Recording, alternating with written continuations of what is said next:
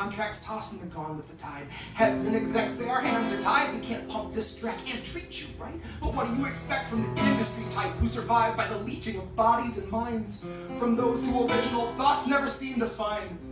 So they're gonna reboot Alf before your wages rise. And it gives cause to pause and reflect on the times. If they're losing control of their fools in their minds, when all those obedient actors who grew their careers by averting their eyes are now holding the line. Along with the authors of countless scripts, strengthen the hand of the corporate grip, squeezing our throats to take the pen and we accept and consent to the corporate drip. Until you're all up to date on your pharma du jour, till you got a healthy support for the war on your lips. And now you know that the advertisers need more than a rerun summer full of flashback clips. Enter the scans from the year before, all the days of de-aging and mapping the face are the links of the chains that will bind them in place. And all of those shows are so easy to make. With a drone you control that needs no break, it can bend, it can break, it's cheaply replaced. And if up-to-date films all in one take, now those studios bank on us doing our duty, unhinging our jaws and digesting the fakes. Because they know that we'll love how synthetic it tastes. Watch as they edit your features without any trace. Not that there's anything you could do anyway. Watch as they show you a movie of you saying shit you would never say. Dystopia boldly accelerates. Maybe you're only a mold, something to fill with a clone, something that Elon would celebrate. Something they own, something they program and code, something that's woefully able to know it's examine it. Because it doesn't feel touch over top of the laminate. You will not feel an emotion, but they will not scan and examine it. You and the other consumer contaminants fed on the federal diet of Kiev, Havana, and Tiananmen. I cannot be the only one weighing the pros of abandonment. I can't be the only one weighing the pros of abandonment.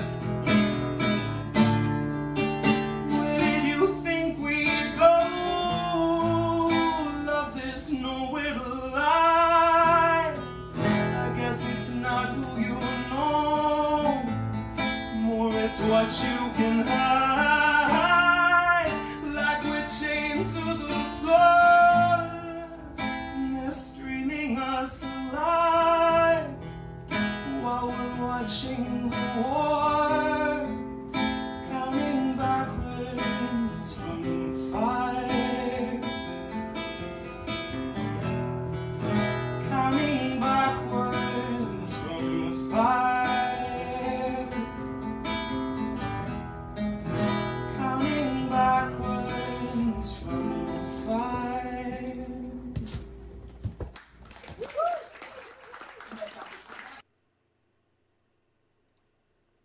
I am politically incorrect and damn proud of it. I love my country, but I'm scared to death of its government.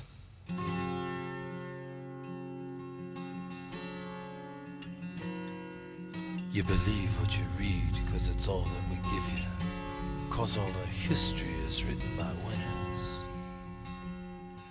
I'm engaged in a frenzy of mass self-destruction, and I feed upon your famine to fuel my corruption. I'm wholesaling hatred and international incest to carnivorous hyenas in a global theft fest. I've mastered the arts of death and foreign nation genocide. Those who turn on me commit national suicide.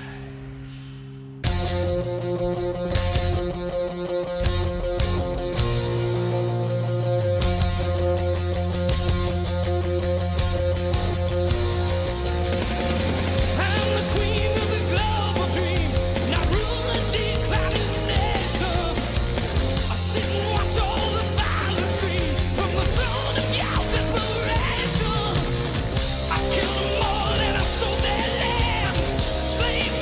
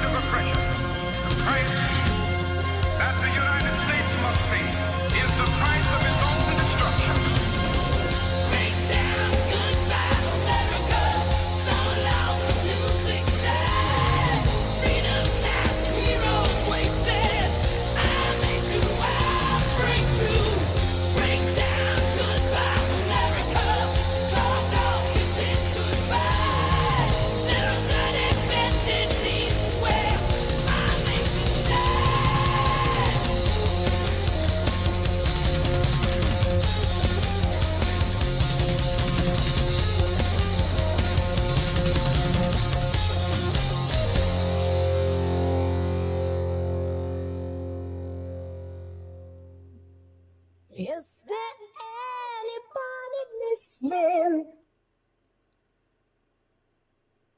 Is there anyone that sees what's going on? Good morning. Welcome back to the Trailer Park. I am Chanda-Masta, and this is a fucking Monday, let me tell you.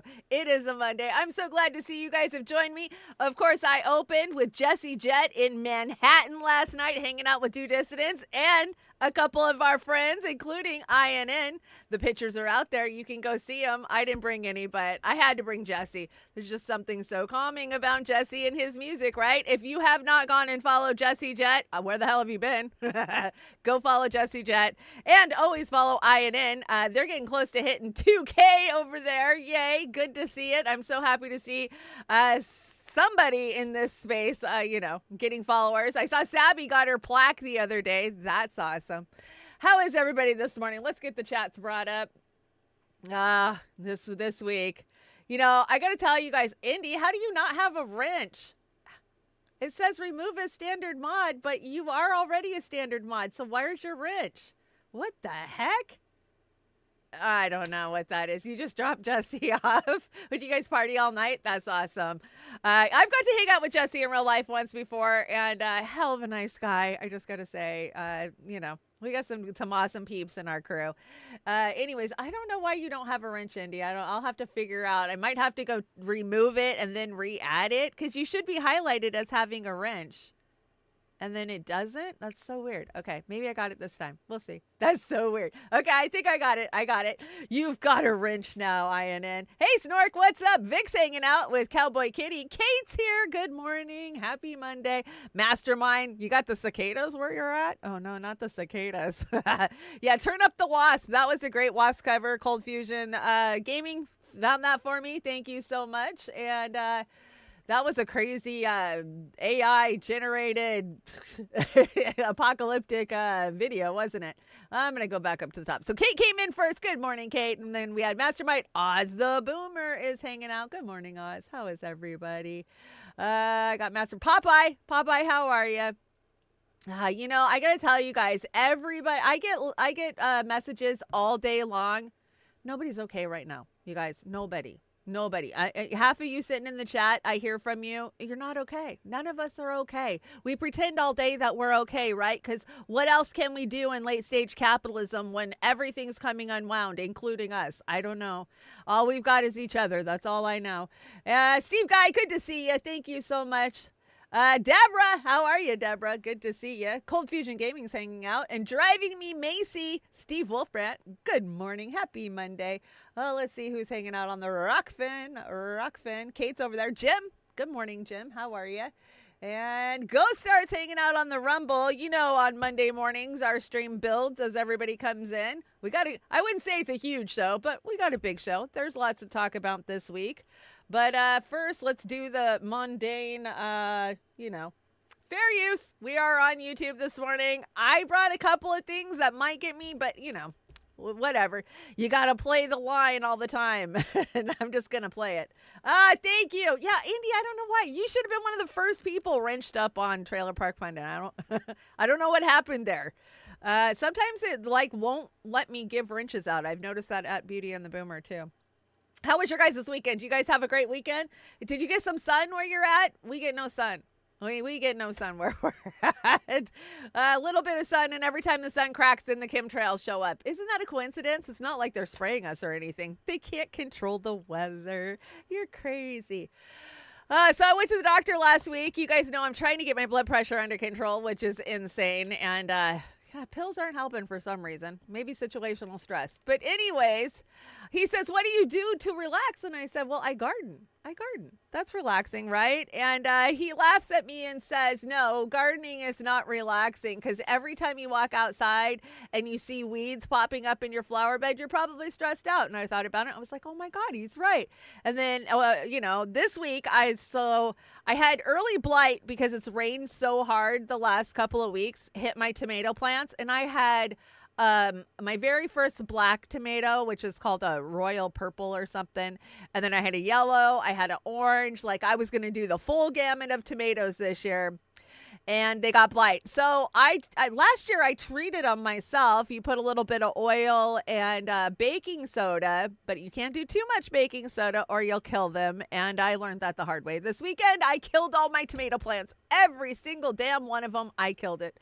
And then, so that wasn't stressful enough. I go out and see that something is eating all my sunflower starts. So, gardening might not be the most relaxing way for me. Well, how do you guys relax? Tell me how you guys relax. And smoking weed is not relaxing. That's just getting stoned. How do you decompress? How do you calm down? Tell me, because I don't know how. I just don't. I've lived in a state of fight or flight for fucking 50 years. I don't know how to calm down. I just stay at this level at all times. Anyways, I think that we need a sense of community. That's a walk. That's a good one, Vic. Walking, you're right. I do calm down when I walk. That's a good one. I think that, our sense of community and coming together, that really helps us in the long run. I'm just looking for ways. Hey, if you want to help me out, there is the Venmo, PayPal, and Cash App. And a huge shout out to Snorky. Snork, thank you so much for the mayonnaise and ketchup pack. I appreciate it more than I can say. And Dustin Price, thank you so much for the donation I got over on Beauty and the Boomer on Saturday night. I appreciate it so much. Or it was on PayPal. Hey, the Empyrean, how are ya?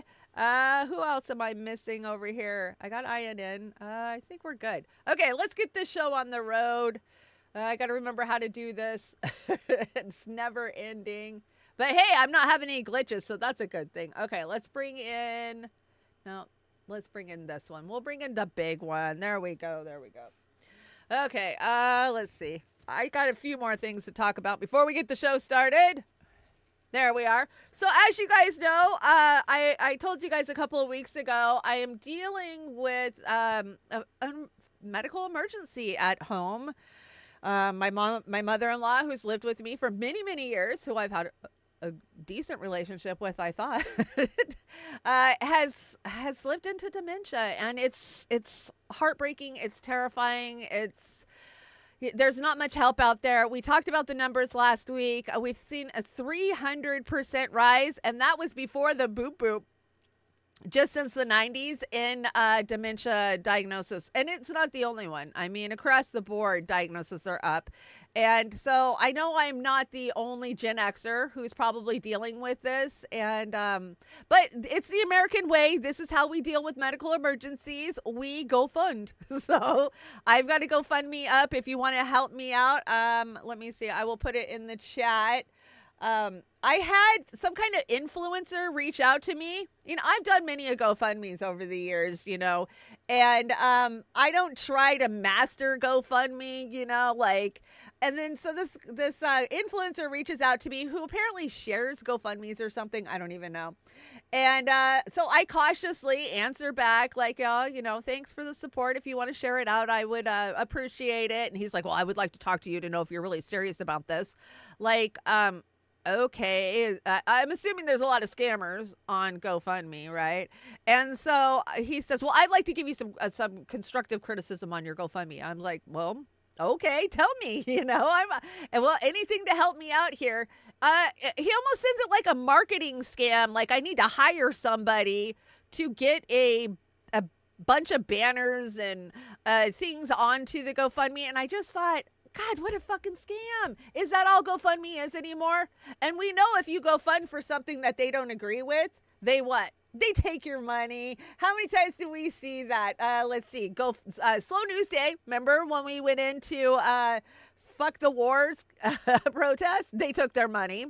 Anything with Julian Assange? No. So they're very picky or choosy over there at the GoFundMe. So let's see if I can share this. But I appreciate those who've donated so far. Thank you guys so much. Copy a unique link. Find the chat. I appreciate it more than you know. Of course, we lost her Medicare Part D, which we're fighting to get back, which means we're having to pay out of pocket for all of her medications. And she needs so much more. I mean, we're just at a point where, we need household things. We need like a shower chair and a lower bed and, a walker, things like that. So your support has been amazing. It always is. I don't know where I would be without my community, without our community. You guys keep us going. Hey, Rich in Wisconsin, how's it going? You got cicadas there too? So that's all I got to say about that. I appreciate you guys more than I can say. And you know what? I think that we need like a POWI where we need to get together. So I'm thinking a Discord hangout maybe this week where, we can all just come together and talk. Like I hear from you guys. I hear you. I hear you're hurting. I hear all of you. I get the emails. I get the messages. I get the Discords. Sometimes I don't know what to say back. I try to be encouraging. I try to be supportive. We are in hard fucking times, guy. So just take care of each other. That's all I got to say about it. That's all I can say, right? Just be supportive and take care of each other. Yeah. Coffee. Guess what kind of coffee I got this morning? You guys know it's a Monday morning. I got me the Joey's. Let's see. I'm doing the Mother's Day special. It was so good. It had a hint of chocolate in it. So good. Okay. Let's look at some evil shit in the world. Yay. That's what we do here. And as stressed out as we all are, like this doesn't stress us out more. Maybe we should be looking at kitty videos or something. I don't know. You guys tell me. I am working on a couple of projects. Now, Aram and I are working on a new interview show. That should be stressful enough. But I also have a side project that I'm super excited about that's going to have nothing to do with politics. And I'm not going to tell you guys anything about it until it's ready to roll out. But it's a collab with another channel, so I'm excited for that. I never know what to say to people who are having difficult times. Kate, I know, right? And even when you're own difficult times, I don't even know how to calm myself down. Like, yeah, I know. So just much love. A lot of people, for as much technology that we have at our fingertips right now, I think people are lonelier than they've ever been in our entire lifetimes. And, we have these surface level relationships, but at the end of the day, we're just kind of stuck in our own shit dealing with it all day, right? So I love that we can all come here and escape and look at the woes of the world together. So let's look at the woes of the world together. Now, as you guys know, we talked about this on Saturday on Beauty and the Boomer. Remember the aid port? Yeah, well, that turned into an ambush Black Ops port. That's what they ended up using it for. So read the below very carefully and make sure everyone on Earth knows that this is the U.S. Army who entered via the aid port. They just assisted Israel in a massacre of over 200 people. It was 274 is the number I've heard so far. Palestinian civilians, prominently women and children, in a freaking refugee camp. Yeah, we snuck in under the guise of bringing in aid to a refugee camp, threw some bombs at them and shoot them, kill them. But hey, they rescued 4 hostages. So 274 for 4 hostages. Not a good trade-off if you ask me. Let's check out their aid pier.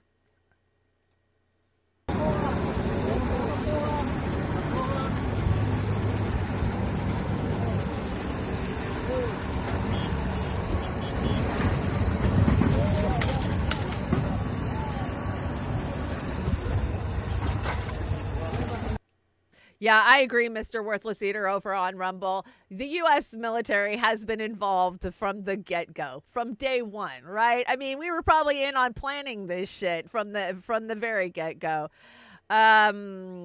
And even if it's not official military troops, we know it's the for hired mercenaries, the old BlackRock, whatever they call themselves now, right? They keep changing the name so that way we won't know who they are. Right? Remember when they tried to storm what was it, somewhere in the global south? They showed up with their airsoft guns and a Zodiac and kind of got their asses handed to them by a bunch of farmers. That was awesome. But yes, this is what the U.S. military does. But hey, we're getting aid to the Palestinians, right? So I brought a couple of TikToks and then we'll talk about the reaction because Israel's not doing so well. A lot of folks jumping ship in their government over the last 48 hours. But yeah, this one says 150 Palestinians murdered. We know it was 274, and they were mostly children. You know, we never get away from the blown up children in our news feeds, do we? Every damn day. It gets worse. It gets worse. You don't even fathom that it can get worse, but it does get worse every single day. Let it sink in that Israel just killed 150 Palestinians in the middle area of Gaza in Nusayrat refugee camp because Israel wanted to free 4 of their Israeli captives. The 4 Israeli captives are basically unharmed. They don't look like they have a single scratch on their body. Let it sink in that Palestinian blood is so freaking cheap to this world that for 8 months straight we've been getting killed wholesale. Wholesale butchering of Palestinian people is happening in front of our eyes. On the other hand, do you want to know what's happening to the thousands and thousands of Palestinian hostages that have been taken by Israel since the beginning of this genocide? Our men are getting raped using metal rods by Israelis. Our men are getting raped and the world has not batted an eye. And I don't care if you call me a hater, but I'm always gonna bring up this stupid AI image that 40 million people decided to share, many of whom had never spoken about Gaza before. And I always knew that more massacres will happen after the one in Rafah that no one would talk about. But you guys praised these 40 million, and I'm asking these 40 million, where are you? Yeah, where are you? Where are you? You remember the AI image? I think we brought it last week. We will talk about the hot pokers. Yeah, we kind of covered it a little bit over on Beauty and the Boomer. CNN actually doing some investigative journalism. It's occasionally they get it right, like a broken clock, right? And yeah, they've got Israeli whistleblowers that are telling the truth of what's happening inside those Israeli prisons. They're as bad as Holocaust concentration camps, 100%, the torture that's going on there. I mean, for all we know, they're making shoes and fucking lampshades. They didn't stop them during World War II, right? Okay, so we did hear from these hostages. Now, Israel does not like this, right? Every time we've seen hostages get released or get out of Gaza, they're well fed, they look well, they look healthy, they've had medical attention. They probably are eating better than anybody in Gaza. Hamas is making sure to not injure these hostages. That's what I take away from it. I mean, from everything that I've seen, you can tell me I'm wrong, but from what I've seen, that's what we see. And Israel doesn't want these hostages out talking, doing press and media afterwards, right? I saw somewhere somebody commented, oh, this girl will probably disappear in the next week or two. Could be. So it says, okay, I'm not even going to attempt her name. Yudotha? Is that it? Yudotha. About the prisoner, let's see, who was evacuated from Al-Nazjert. I moved between several apartments during my detention and did not enter the tunnels. Oh, yeah, the infamous tunnels. From time to time, I would come out for air disguised as an Arab woman. I saw a missile enter the house where I was being held and thought I was going to die. Okay, so I brought an actual video. I'm going to have to probably translate it. You're going to have to read it. And it goes fast. I will do my best.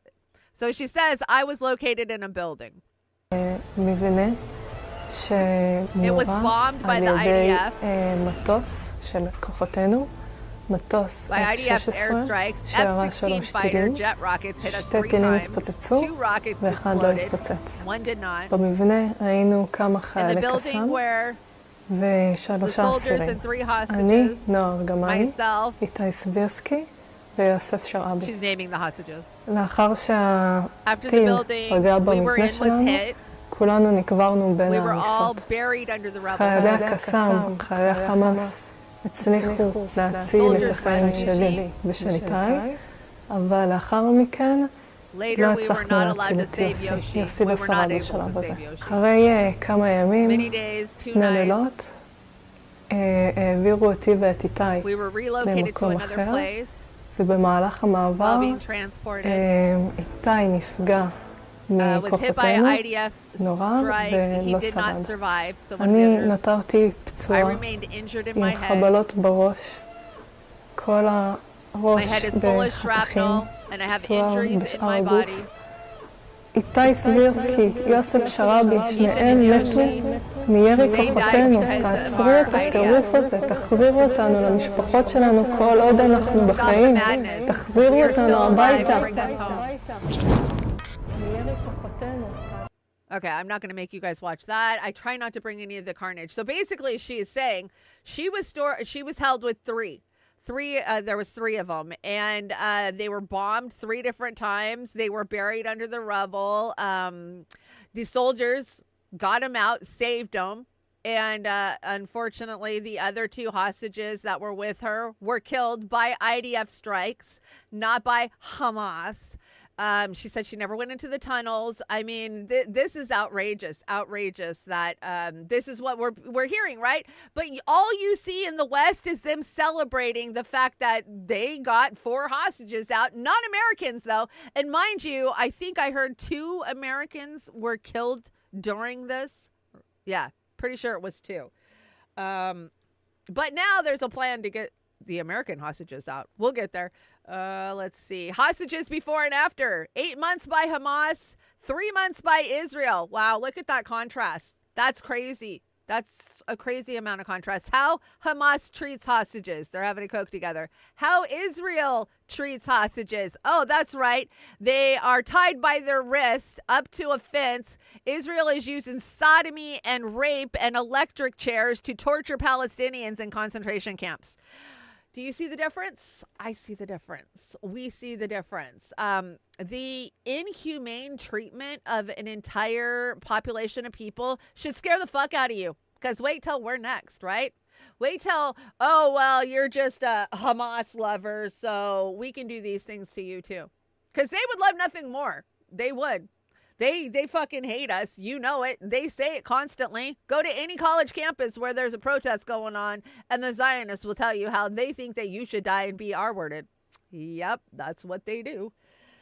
Oh, it's so depressing. The White House. So over the weekend, we saw major protests in the United States from LA to the White House. The White House was encircled by protesters chanting, not just chanting. I mean, they were being super loud out there. So what did the White House do? They use white noise and music to cover it up. You know, that way Joe won't notice. He's busy shitting his pants in France. You guys saw that shit, right? You saw him cop a squat and shit his pants at the D-Day celebration. And then he turned around and saluted. I don't know. During the flag raising, he just turned around and looked the other way. And so all of the other diplomats, heads of states, they decided, well, we better follow suit so that way he don't look so crazy. Check this out. This is the White House doing what Democrats do, and that is playing white noise to drown out your concerns.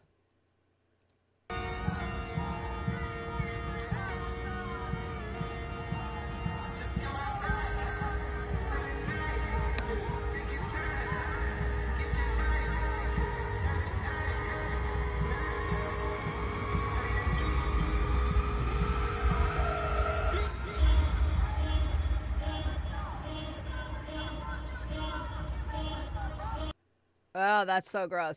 You know, last time I was in DC, I couldn't even get into the park. I could not get into, what is it called, Lafayette Park, to even get close to the White House. Like, it was insane. They had the 3 or 4 blocks just blocked off. Every time I've gone into DC, I think it's been the extremes. Like, remember when we had 30,000 troops on the ground after, you know, J6 and that contrived bullshit? So I don't know if I've ever seen our nation's capital where it wasn't under some kind of military lockdown. I'm an American. I love this AI-generated Bohemian Grove, Biden and Trump making out, because at the end of the day, they're the same.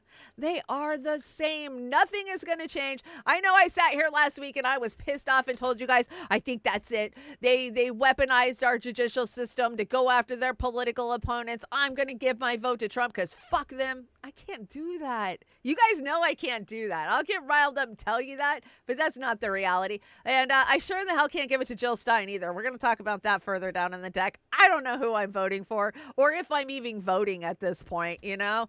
Turd sandwich, crab sandwich, moldy, rotten turd sandwich. I mean, those are your fucking choices. And I think I'm over it.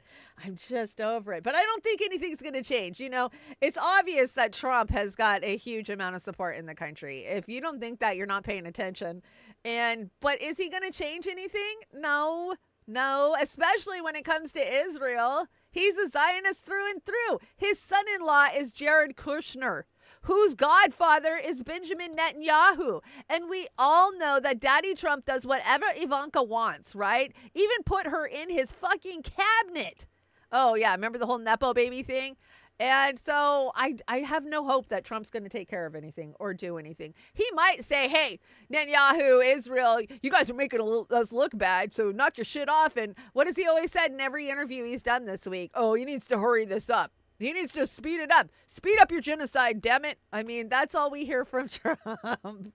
Speed up your genocide. Thomas Massey.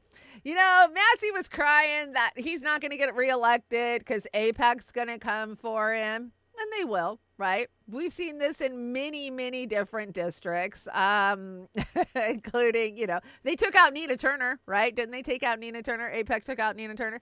Let's hear some hard truth from Thomas Massey that nobody on Capitol Hill wants you to know. But we all know. We all know. It's not a secret.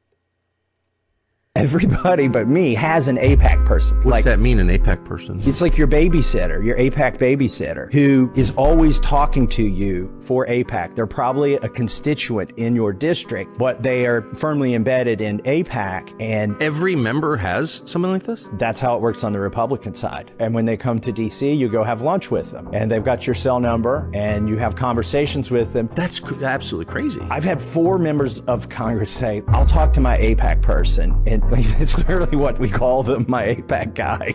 I'll talk to my AIPAC guy and see if I can get him to dial those ads back. Why have I never heard this before? Why would they want to tell their constituents that they've basically got a buddy system with somebody who's representing a foreign country? It doesn't benefit the congressman for people to know that, so they're not going to tell you that. Agents? Yeah, they're not going to tell you that. But isn't this something we already knew? We already knew they have an AIPAC person on speed dial that's calling them with talking points. We know they don't write these bills that go through. Fuck, they don't even read the bills that go through. Sometimes their aides might read a few points, so that way they have talking points, but there's no way they read these bills. Good morning, Desert Mantis and John Kemper. I see John Kemper's hanging out. 3-Chord Grifter, good to see you. Pittsburgh Dude 87's hanging out this morning. Good to see all the faces in the chat. Jody, good morning, Jody. If I missed anybody, I'm sorry. Red Angel, I didn't mean to miss you. Kill Your E. Grey Gross, good to see you too. So many of you filing in this Monday morning. We're just talking shit on AIPAC like we do every Monday. Let's see, 2.5% of ancient Hebrew genes. Of course, that's Israelis. And then, oh, look, the Palestinians have 80% ancient Hebrew genes. I wonder which one is the indigenous to that land.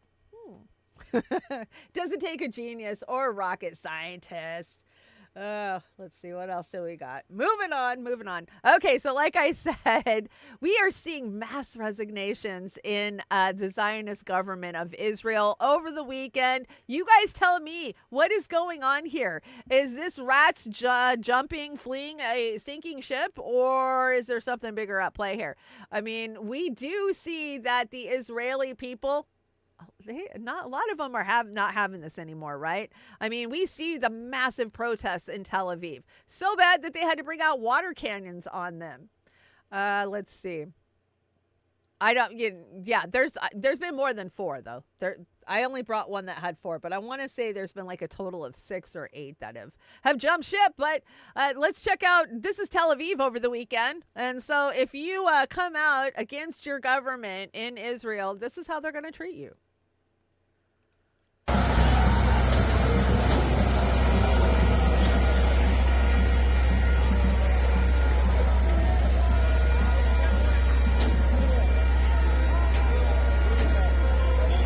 surprised they're not using sound cannons on them. Or they probably are, right? I mean, if you've ever been in some major protests in the United States, they have all kinds of toys. Like, for one, they're using the Stingray to get into your phone.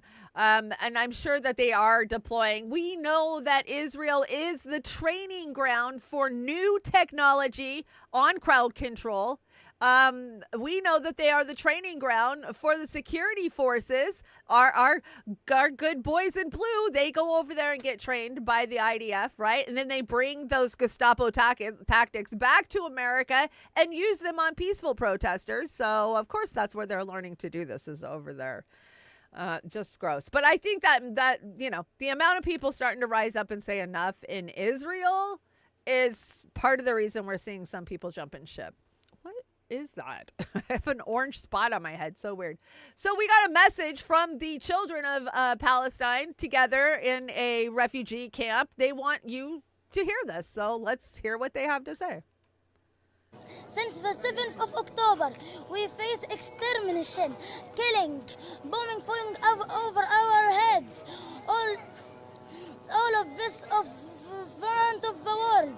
They lie to the world that they kill the parties, but they kill the people of Gaza, their dreams and their future. Kids of Gaza run out of death once and once. We come to Al-Shifa hospital to keep us from bombing. We suddenly run out of death more after bombing the hospital. The occupation is starving us. We don't find water, food, and we drink from the unusable water.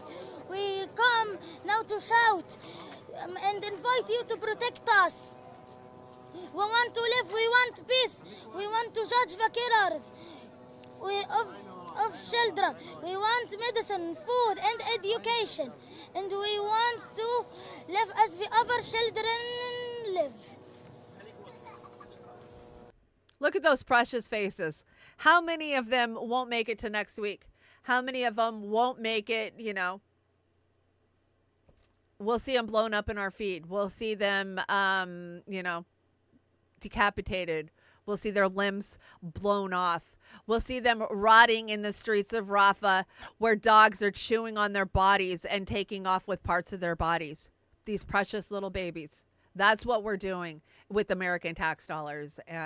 You have to be cold and dead inside to not hurt for the plight of the Palestinian people and what we're supporting. Since the 7th of October. Oh, come on. I must not add that one set. Oz, is this you? Oz has been here. I can always tell when Oz here. We have different styles of building on the deck, so I always go, oh, okay, this is Oz. Yeah, I think I might have to mute this one, Oz. The reason I didn't bring it is because they put music into the background. You know how they do that with TikToks? Because I saw this one yesterday, and I'm going to play it, but I'm going to mute it so that way... Let's see, I think I have to get off screen so I can find the mute. So that way I don't take a copyright for it, even though I'm sure I'll take plenty of copyrights today. Video playback. Let's mute this. Okay. Mute. There we go. Okay. We'll go back into the slideshow. Okay, so this is inside your halls of Congress. You tell me, foreign agents or Israeli government, American government? So today I'm going to take you on a tour of the United States of Israel. I mean the United States of American Congress. Oh, look, I stand with Israel. Oh, look, they stand with Israel. Oh, look, another one stands with Israel. They all stand with Israel. Republican, Democrat, both sides of the aisle. They don't care.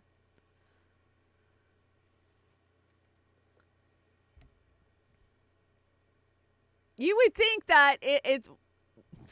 that was part of our country, right? Well, if you talk to these guys, they think it is. Oh, this is just so gross.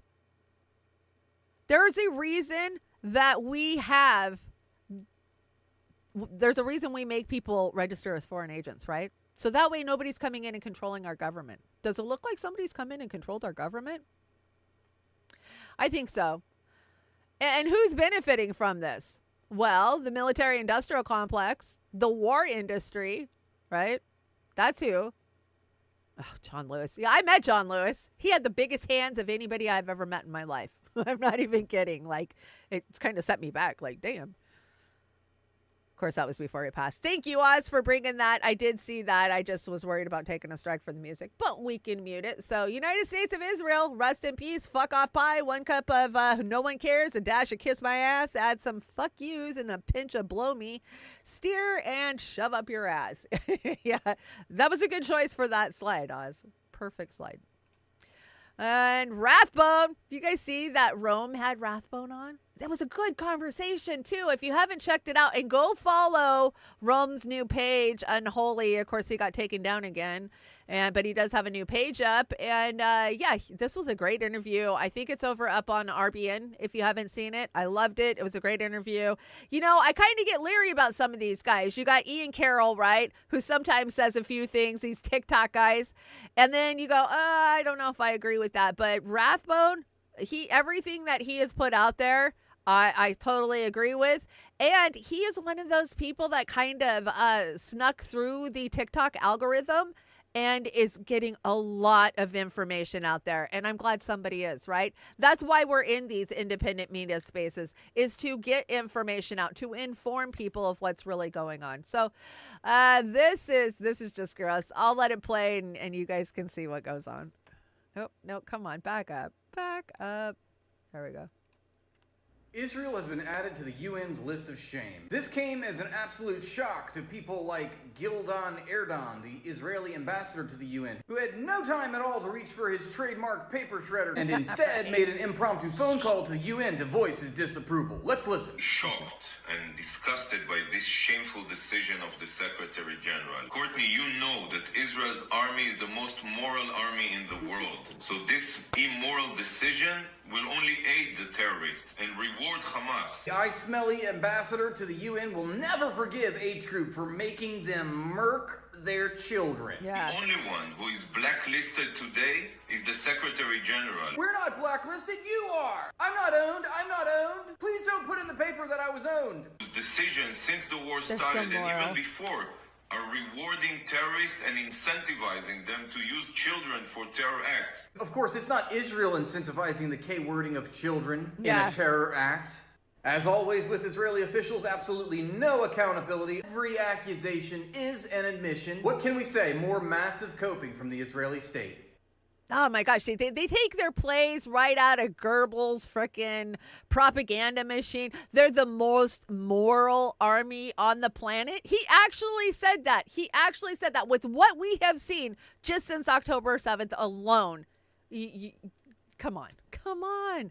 Yeah, this is what they do. They project. We know it.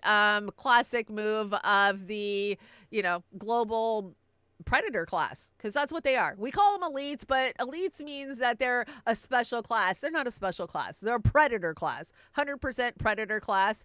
And it doesn't just stop with, them projecting. Of course, they got to control the media and they have to control social media. That is why they've gone after TikTok as hard as they have. They've got to shut that down because people like Rathbone are getting truth out there about what they're doing. And this is what they're going to do to Meta. Meta has been being, I followed, do you guys know who March Tisdale is? Great writer, very progressive, been in part of the progressive movement for many, many years. She sent out an email last night saying she was leaving Facebook. I can no longer support Facebook and what Meta is doing. And I kind of agree. I'm so over Facebook, their censorship. There is no truth. Absolutely no truth moving on Facebook anymore. You can get a couple of funny memes out that might have some truth in it, but that's it. You are algorithmically suppressed. I don't even remember now, maybe 4,000 followers on Facebook or friends. And then I have, 1,500 followers or something.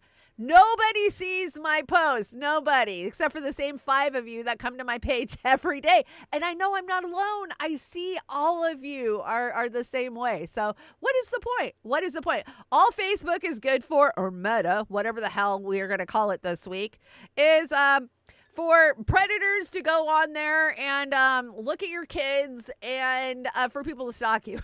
That's the only good thing I see from Meta anymore. Let's see. Case study. They've launched HR investigations for employees simply having the Palestinian flag in their bio, despite other employees having the Israeli or Ukrainian flags in their bio.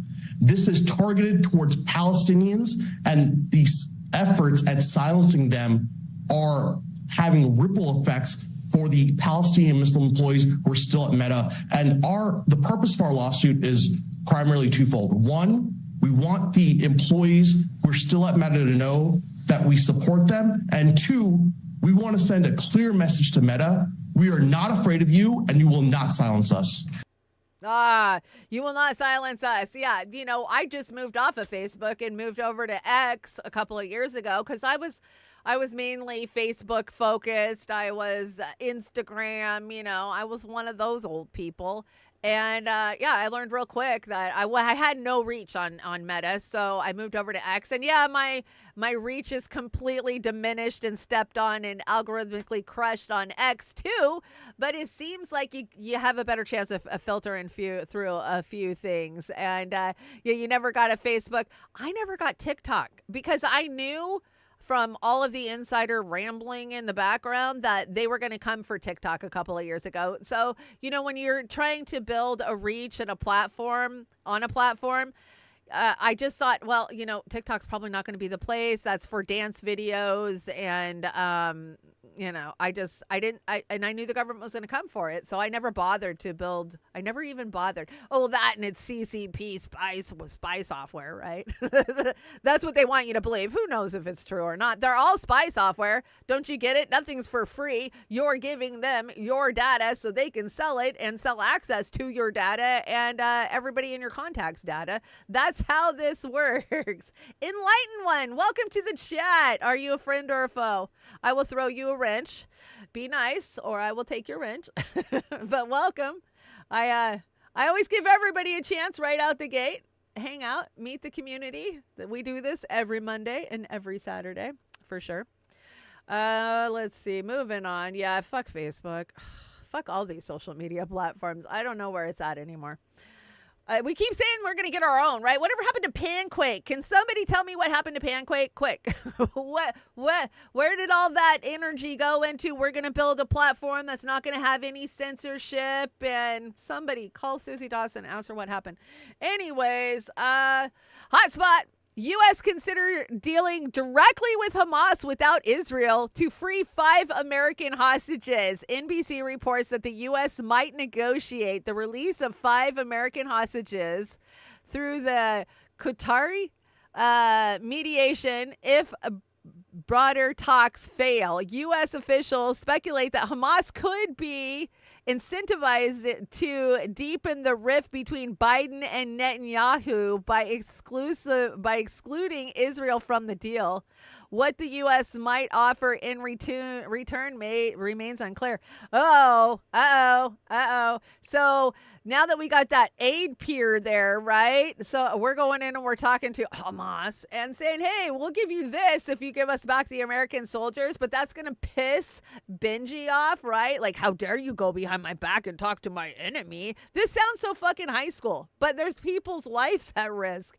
Insane. But I'm not shocked. I'm not shocked that the Blanken State Department would be talking this way, right? Because they are shady as a fuck. Trump says he wouldn't let Netanyahu finish the job in Gaza. Oh, really? That's funny because the interview we saw with him over at Fox the other day, he said he'd tell him to hurry it up. Pancake is still processing. Pancake created a tool that cleans and shortens links for sharing. I did see that, the cleaning and shortening of links. I don't know if I necessarily wrap my mind around how that helps, but okay. I thought we were going to get like a social media platform called Panquake where we can go and build our profiles and build communities on. And I hope that still happens one way or another because, let's face it, we have all these terrible platforms, True Social, everybody knows X is a joke. Elon and his, we don't have censorship here. Bullshit. Yeah, you do. Okay, so let's see. The 2024 Republican president candidate told Fox News that Biden's dumped Israel after seeing protests and that Democrats are very bad with Israel or for Israel. Netanyahu also gave an interview on Fox saying, I appreciate Trump's tremendous support for Israel. Yeah, like I said, that's his son-in-law's godfather. So nothing's going to change there. Oh, God, why are you so shocked? I hate when Hartman's shocked. Tom, everything shocks you. Let's see what's shocking you today. Oh, Max Blumenthal says Israeli officers have sodomized Palestinian prisoners to death at a desert concentration camp after kidnapping them in Gaza. According to a leaked UN report, one prisoner said the interrogators made me sit on something like a hot metal stick and it felt like fire, and said another detainee died after they put the electric stick up his anus. So let's see. A senior nurse said a female officer had ordered two soldiers to lift him up and press his rectum against a metal stick that was fixed to the ground. He said that the stick penetrated his rectum for roughly 5 seconds, causing it to bleed and leaving him with unbearable pain. A leaked draft of an UNRWA report details an interview that was given a similar account that cites a 41-year-old detainee who said that the interrogators made me sit on something hot like a metal stick and it felt like fire. And then he died. One of those died. This is insane. This is horrendous. Like, the fact that we call ourselves morally superior. Oh, the West, we are so moral. What is it with Israel and these, their obsession with sex crimes? What is that? Is it just me that sees that? Like, Shmuley and his dildo freaking press. Like, I don't understand. Apparently they live a totally different sexual acceptance than we do over here in the West, because this is not acceptable. This is a violation of international law. Like, and we want to talk about Holocaust and concentration camps. That's exactly the same damn thing to me. And Tom, you shouldn't be shocked about it. Why are we shocked about it?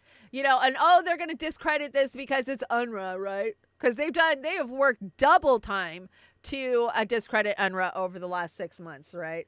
Oh, there was Hamas inside the aid workers. No, you know what? UNRWA has done nothing but feed and protect and water these fucking people and scream as loud as they can for help.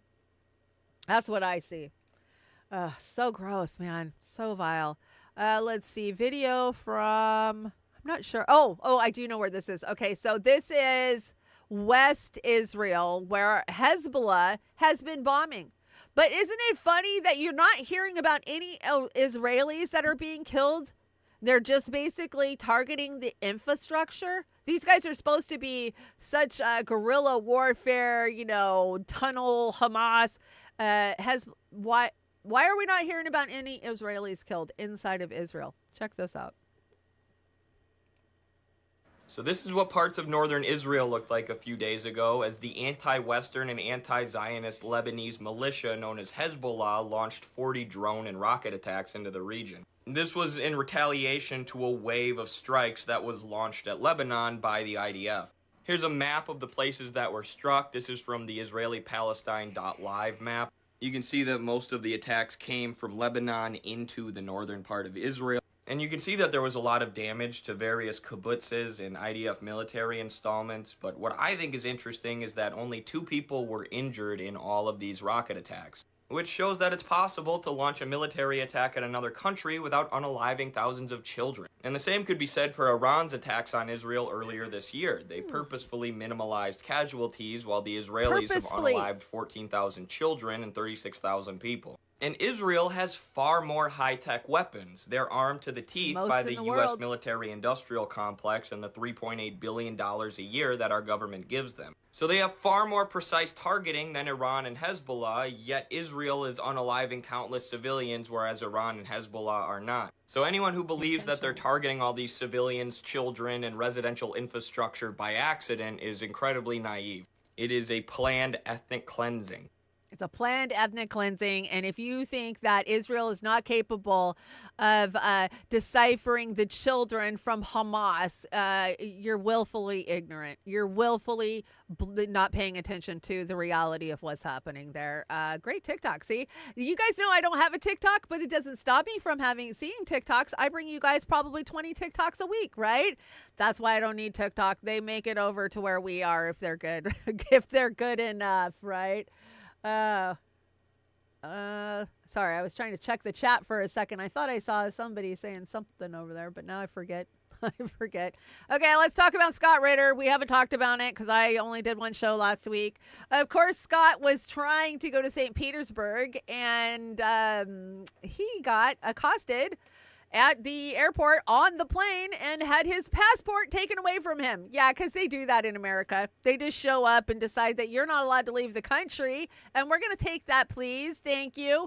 And sorry, you're not going to get a name. We're not going to tell you anything about us or who ordered this or why they ordered it. Just go home. That's basically what they told him. They literally walked him out of the tarmac, took his fucking passport, and said, be on your way. You're not going to go talk shit about America or make friends with Russia and tell them that we want peace. Because that's all he was going to do. He's trying to be a peacekeeper. He's trying to go there and build bridges to talk to the Russian people and to say American people do not support this shit. They're ruled by sociopathic murderers. And what more can they do? That's what he was trying to do. Him and Judge Napolitano. Of course, Judge wasn't on the plane because at the last minute, the judge decided not to go. But let's hear from Nick over at Hotspot about what happened. The State Department officially seized the passport of Scott Ritter and prevented him from attending an economic forum in Russia. Scott Ritter is a former weapons inspector who since gained a large following as a geopolitical analyst who is critical of the United States empire in their endless wars. Because of his critical coverage, the Biden administration is now seeking to restrict his movement. Ask yourself this question: why is the United States State Department so concerned with Americans and people in the West receiving the Russian perspective? Scott Ritter wasn't the only one. There was many journalists that was prevented from traveling to Moscow by the U.S. State Department. Maybe because if they did, they would realize that everything they was told about the Ukraine war was bullshit. Putin has no plans to invade Europe. The same way everything they tell you about Hamas hating Jews is bullshit. Question: what laws did Scott Ritter break? There's no travel ban to Russia, there's no arrest warrants that was made, and no explanation given about why his passport was seized. We are governed by a rogue administration that feels like they can do whatever they want, revoke the rights of whoever they want. If the government can take the rights away, they're not rights. They're just temporary allowances. Just when these American citizens needed their rights the most, their government took them away. Patriot and Act. rights aren't rights if someone can take them away. They're privileges. That's all we've ever had in this country is a bill of temporary privileges. And if you read the news even badly, you know that every year the list gets shorter and shorter and shorter. You see how it's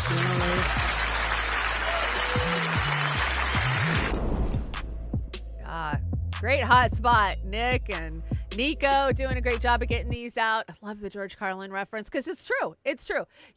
We sit here and we talk about how the U.S. is now open borders, right? Well, go ahead and try to get out of the country, especially if you have an opinion that the U.S. government doesn't agree with, right? But all in all, it's sad that Scott wasn't there. But you know what? We had a lot of good players on the ground there, including Fiorel Isabel. And who else was there? Fee was there. Jackson Hinkle was there. Did you see Jackson Hinkle stop by the mother of all talk shows, George Galloway, yesterday? Good interview about, just exactly what was this economic forum. And it turns out that this economic forum is of the professional managerial class that are not psychopaths, that don't want to globally rule the world, that want to push back against this, that want to free people, right? There was a lot of good panels. I'm hoping to catch some of them. I haven't seen a lot of clips of panels from that, but, I'm hoping they get out there. Oh, poor Scott. And anytime you defend Scott on X or Tara was there. That's right. Tara was there. I did see all of her amazing pictures. Thank you, Andy. What was I just going to say? I just lost it. Damn. It'll come back to me. Anyways, Fee was there. So let's see. 2024 was fully represented for all of the world with economics to political issues discussed. Russian MF Maria Zakharova highlighted Gaza, saying it was a humanitarian crisis and organizers weren't doing what they should have been doing. Let's hear from Fee. Fee's looking great. Russia fucking agrees with Fee. It makes you almost go, maybe it's time to move to Russia. What's up, everybody? We are here at the third day of the St. Petersburg International Economic Forum, and behind me you can see people walking through. Putin is about to start the plenary session. Maria Zakharova just conducted a press brief in which she talked about Gaza and Palestine, saying that it wasn't just a war, but a humanitarian crisis, and that the organizations that are supposed to be humanitarian organizations are actually not doing what they're supposed to be doing. And she also, of course, talked about at length how the West really seeks to divide people into various categories, addressing how Russia actually, on the opposite scale, seeks to unite those people. And of course, this forum is a representation of all of that we've seen here throughout, and we'll have more of that, of course, throughout the day. But for now, that was a very enlightening press briefing, and there'll be plenty more to see. More and more people are still showing up and really talking about bilateral relations and economic cooperation between many countries, especially Africa. And we also saw that reflected, of course, in the press briefing and in the panel discussions of today. So we will keep you updated. Please stay tuned. We always stay tuned to Fee. Fee says, that was your Fee says for 610. It has been amazing to watch Fee on her journey, and I'm so excited for, who she's going to be in the next 10 years with the connections that she has made with her. She's so fucking brave, guys. Don't you think she's brave? She just moves to Russia. I wish I had a quarter of her bravery. Tara's got beautiful eyes. I agree. She absolutely does. And a sweet disposition. Tara's very sweet. I hate thinking, me too. Let's both stand for Ukraine. Oh, yeah, that's how it goes, right? Don't ask no questions. Just go with what the government's telling you, and that Putin does want to invade Europe. Why the fuck would Putin want to invade Europe? Give me that question there. The only times that we've had a problem with Russia, including going back to the Cuban Missile Crisis, is when we keep putting fucking missiles so close to Russia's border. But we never talk about that, right? No, we don't talk about that. Can't be it at all. We did it again, right? And how did the Cuban Missile Crisis kind of end? Well, Kennedy had to agree to get those fucking missiles out of Turkey. How is this one going to end? Well, our government now is too stupid to look back and realize that, maybe we're the problem. So who knows? Who knows? I don't think Russia wants to bomb us. But if this little shit had his way, he would be bombing everybody. So yet again, Lindsey Graham was out there doing the Sunday morning circuit. And let's see what homicidal maniac shit he had to say today. What did Trump do to get the weapons flowing? He created a loan system. They're sitting on $10 to $12 trillion of critical minerals in Ukraine. They could be the richest country in all of Europe. I don't want to give that money and those assets to Putin to share with China. If we help Ukraine now, they can become the best business partner we ever dreamed of. That $10 to $12 trillion of critical mineral assets could be used by Ukraine and the West, not given to Putin and China. This is a very big deal how Ukraine ends. Let's help them win a war we can't afford to lose. Let's find a solution to this war. But they're sitting on a gold mine. To give Putin 10 or 12 trillion dollars of critical minerals that he will share with China is ridiculous. China, because that's what it's all about, right? Cannot let Putin get those finite minerals in the Ukraine that we want. Not to mention Ukraine is part of the breadbasket, right, of Europe. Nah. Because they'll give it all to China. China. That's definitely a Republican talking point. China are bad. Parents, make sure your children understand the importance of integrity so they don't grow up to be Lindsey Graham. He is a scum liar. Oh, yes, he is. Absolutely. Oh, it just came back to me what I was going to talk about. Scott Ritter, when you defend Scott Ritter online, and I know some of you guys do, you get the trolls coming in calling him a convicted pedo, right? But when you understand the story of how Scott Ritter was set up for those charges and why he was set up for those charges, because remember, he used to be the UN weapons inspector who pretty much blew the whistle on the fact that we lied about our Iraq invasion.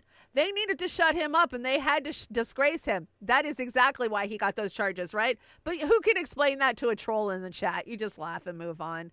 I will always have Scott Ritter's back. So far, I haven't seen anything to tell me any different. All he wants is peace. Let's see. Okay, so how do you guys say this guy's name? Silvio Berlusconi says immigrants not welcome, but beautiful girls can stay.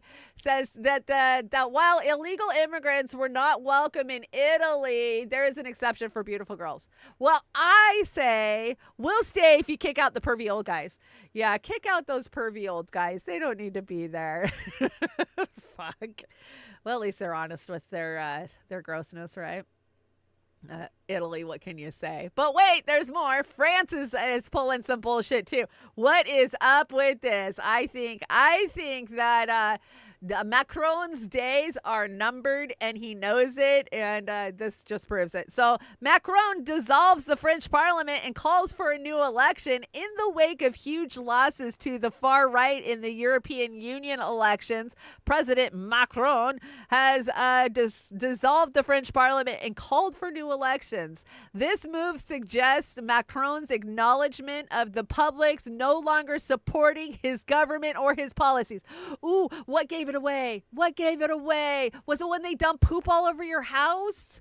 Or was it the riots in the streets for the last couple of years? I wonder what tipped him off to the fact that people don't like him. So the Wall Street Journal says French President Macron dissolves the country's parliament and calls new elections after the Le Pen far-right party beats his party in the European elections. So my question is, what the hell is up with his wife's wig?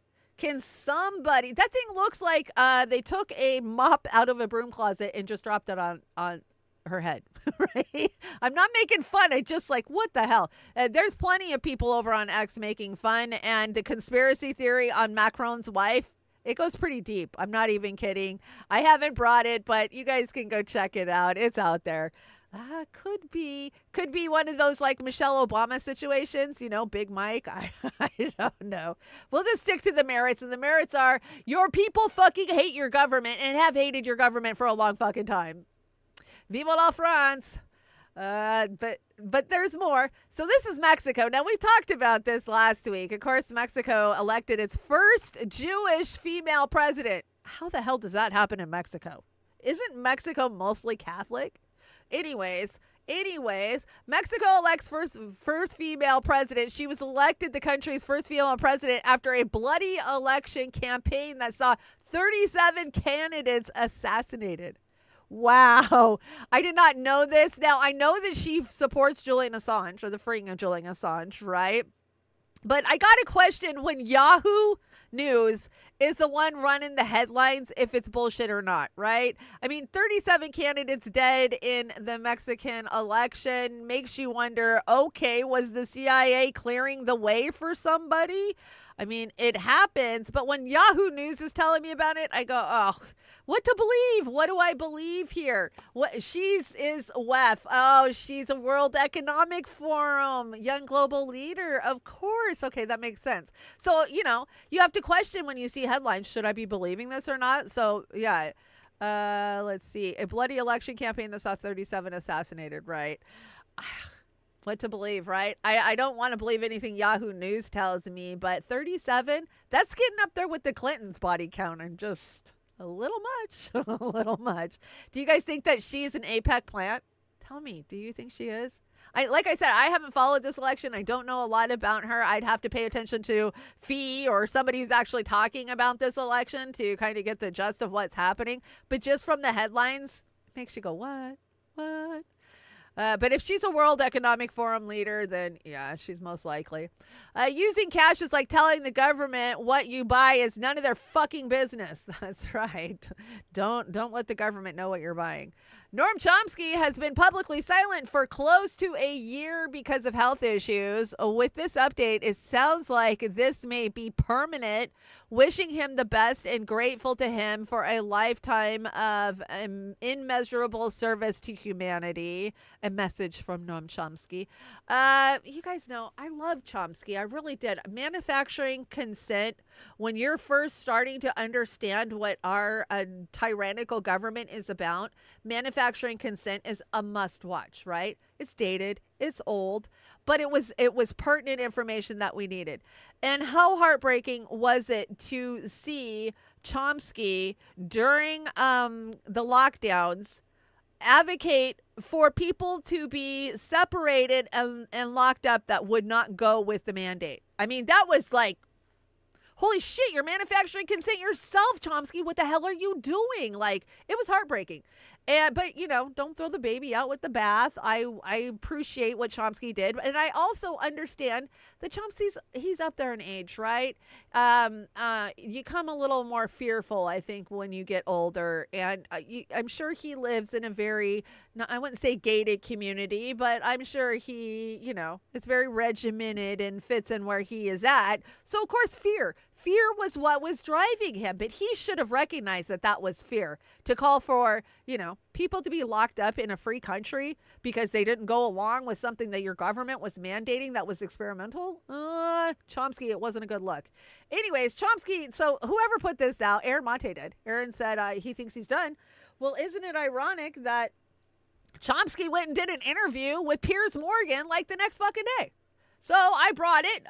You know, I think it's important. Let's hear what Chomsky had to say. I want to say this was like 9 minutes. I think I cut it at 4 minutes, so I'll speed it up. But I think it's important. Let's hear what Chomsky has to say. Now, this is on China because, right, China is the ultimate bad guy. We're building up to that, right? We see the war is drumming up for China to be the bad guy. Taiwan, China first. You know, we got to fight back. Okay, let's hear from Chomsky. With regard to Asia, there has been for 50 years an agreement between the United States and China. It's called the One China policy. It was established in the 1970s, firmly, explicitly, unambiguously said that Taiwan is part of China, but neither side will undertake provocative actions to change this situation. It's called strategic ambiguity. It's held the peace for 50 years, which is not inconsiderable in international affairs. China is still maintaining that position. The United States is abandoning it. The United States is now accusing China of calling for a one China policy, which in fact is true. They do. And that's the official policy of the United States for the past 50 years, now being abandoned. With quite provocative actions and plans for further escalation. I can read you if you look at the official doctrine, it's not secret. The official doctrine is to encircle China with a ring of sentinel states, U.S. allies, South Korea, Japan, Australia, Guam, arm them with advanced precision weapons aimed at China, provided, of course, by the United States. The United States is now escalating that by sending B-52s, that's nuclear-capable B-52s with cruise missiles, to permanent stationing for the first time in Guam, U.S. military outpost, Northern Australia, flying time to China. Meanwhile, the U.S. is quite openly, publicly, calling for a war to prevent China from developing. Official statement is we have to prevent China's innovation and development. Other provocative acts are being taken, increasing diplomatic relations, contrary to the agreement in the One China policy in the 1970s. As I mentioned. But let me ask you. I mean, if China, notwithstanding everything you've just said, if China did invade Taiwan, what would be the morally correct response of the West, and in particular America? What? The morally correct stance is to prevent it from happening. There is no indication that China is planning to invade Taiwan. Exactly. If the United States increases the escalation, they might do it. In that case, same with Russia. The bars are down. You can't say, if you move on to war with China, we're basically all finished. But there's really no point considering a remote contingency when there are actual events taking place, like the U.S. escalation of the confrontation with China. China's not saintly by any means, nothing like it. But if you look at the facts, it's U.S. escalation. The U.S. is now trying to enlist Europe in its confrontation with China by expanding NATO. U.S. has expanded NATO to the Indo-Pacific region, turning it into an international military system under U.S. control. All of this is going on. We can, if we like, talk about the possible contingency of China invading Taiwan, for which there is no indication, though it could happen if we continue the provocation. Remember, the provocation is serious. It's both in the military dimension and in the commercial dimension. Quite openly, what I've been referring to as public policy, very open, and it is increasing the threat. It absolutely is. So, I mean, no matter what you think of Noam and what he had to say during COVID, I still respect his opinion, especially on global politics. And he's absolutely right.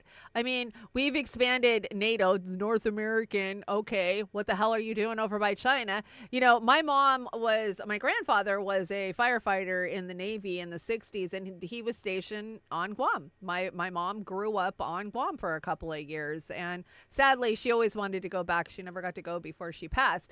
But, you know, Guam has always been so significant into our threat to China.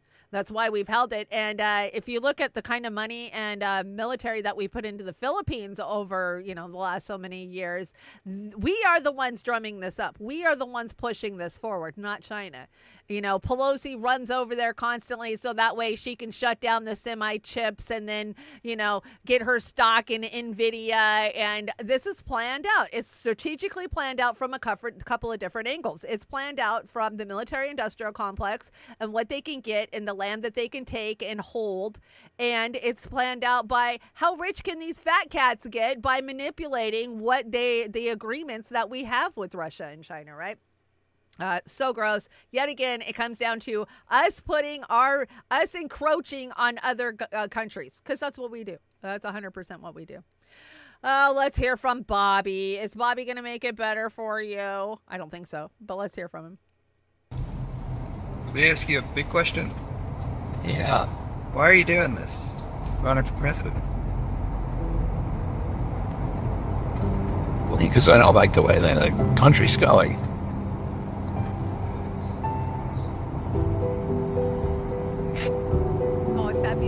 I don't like the wars. I don't like the censorship. I don't like the addiction to war. Both political parties are now the war party. But you're I don't not? like the corporate capture of our government. It's a merger of state and corporate power. And I think I'm in a unique position to be able to unravel it. Nepo baby. Ugh, gross. How does he think that he is not a war candidate? I don't understand that. I'm not a war candidate. You've plainly said that you would blow Gaza off the face of the earth and that they are the most pampered people on the planet, even though their children are being annihilated and mutilated daily by American tax dollars. But please tell me again how you're not a war candidate. Fuck all the way off. Seriously. Oh, who is this one? Oh, this is cute. This is funny. What's wrong? Daddy told me to do that. What? Daddy told me to do that. You what? He told me to do that. Are you serious? Daddy! Oh, yeah. DC, I know. I agree. I told you guys, like, sometimes I get pissed off and fed up and I go, that's it, I'm going to vote for Trump. But at the end of the day, Trump is just as bad as all of them. I'm not giving my vote to any of them. Not a damn one of them. And that includes the fucking Green Party. I thought this was super cute, though. Daddy called me a Democrat, right? You could be called worse things. Maybe not, right? At the end of the day. Let's see. What is this? Oh, let's get into Joe Biden for a while. Let's go. The Democrats say Joe Biden is suddenly leading Donald Trump in multiple battleground states. Oh, bullshit. Bullshit he is. Something that you say when you're about to steal the election for $200, Alex, please. Yeah, this is bullshit. This is them just padding the pathway for when they do pull bullshit. That's what these posts are about. Like, we told you he was taking over the battleground states.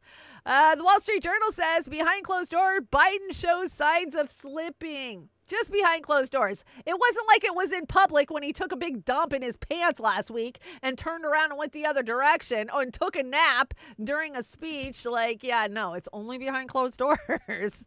You think electing Trump is funny? Yes, I'm pretending it's not. Yeah, none of this is funny, guys. None of it. I agree, DC. Okay, so did you see this? There's a new dance that is sweeping TikTok. And it's called the Joe Biden. Can you do the Joe Biden? It's really easy. You just drop a squat.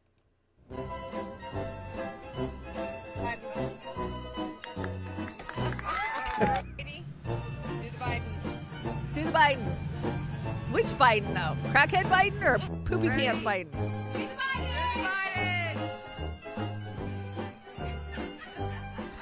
Do the Biden.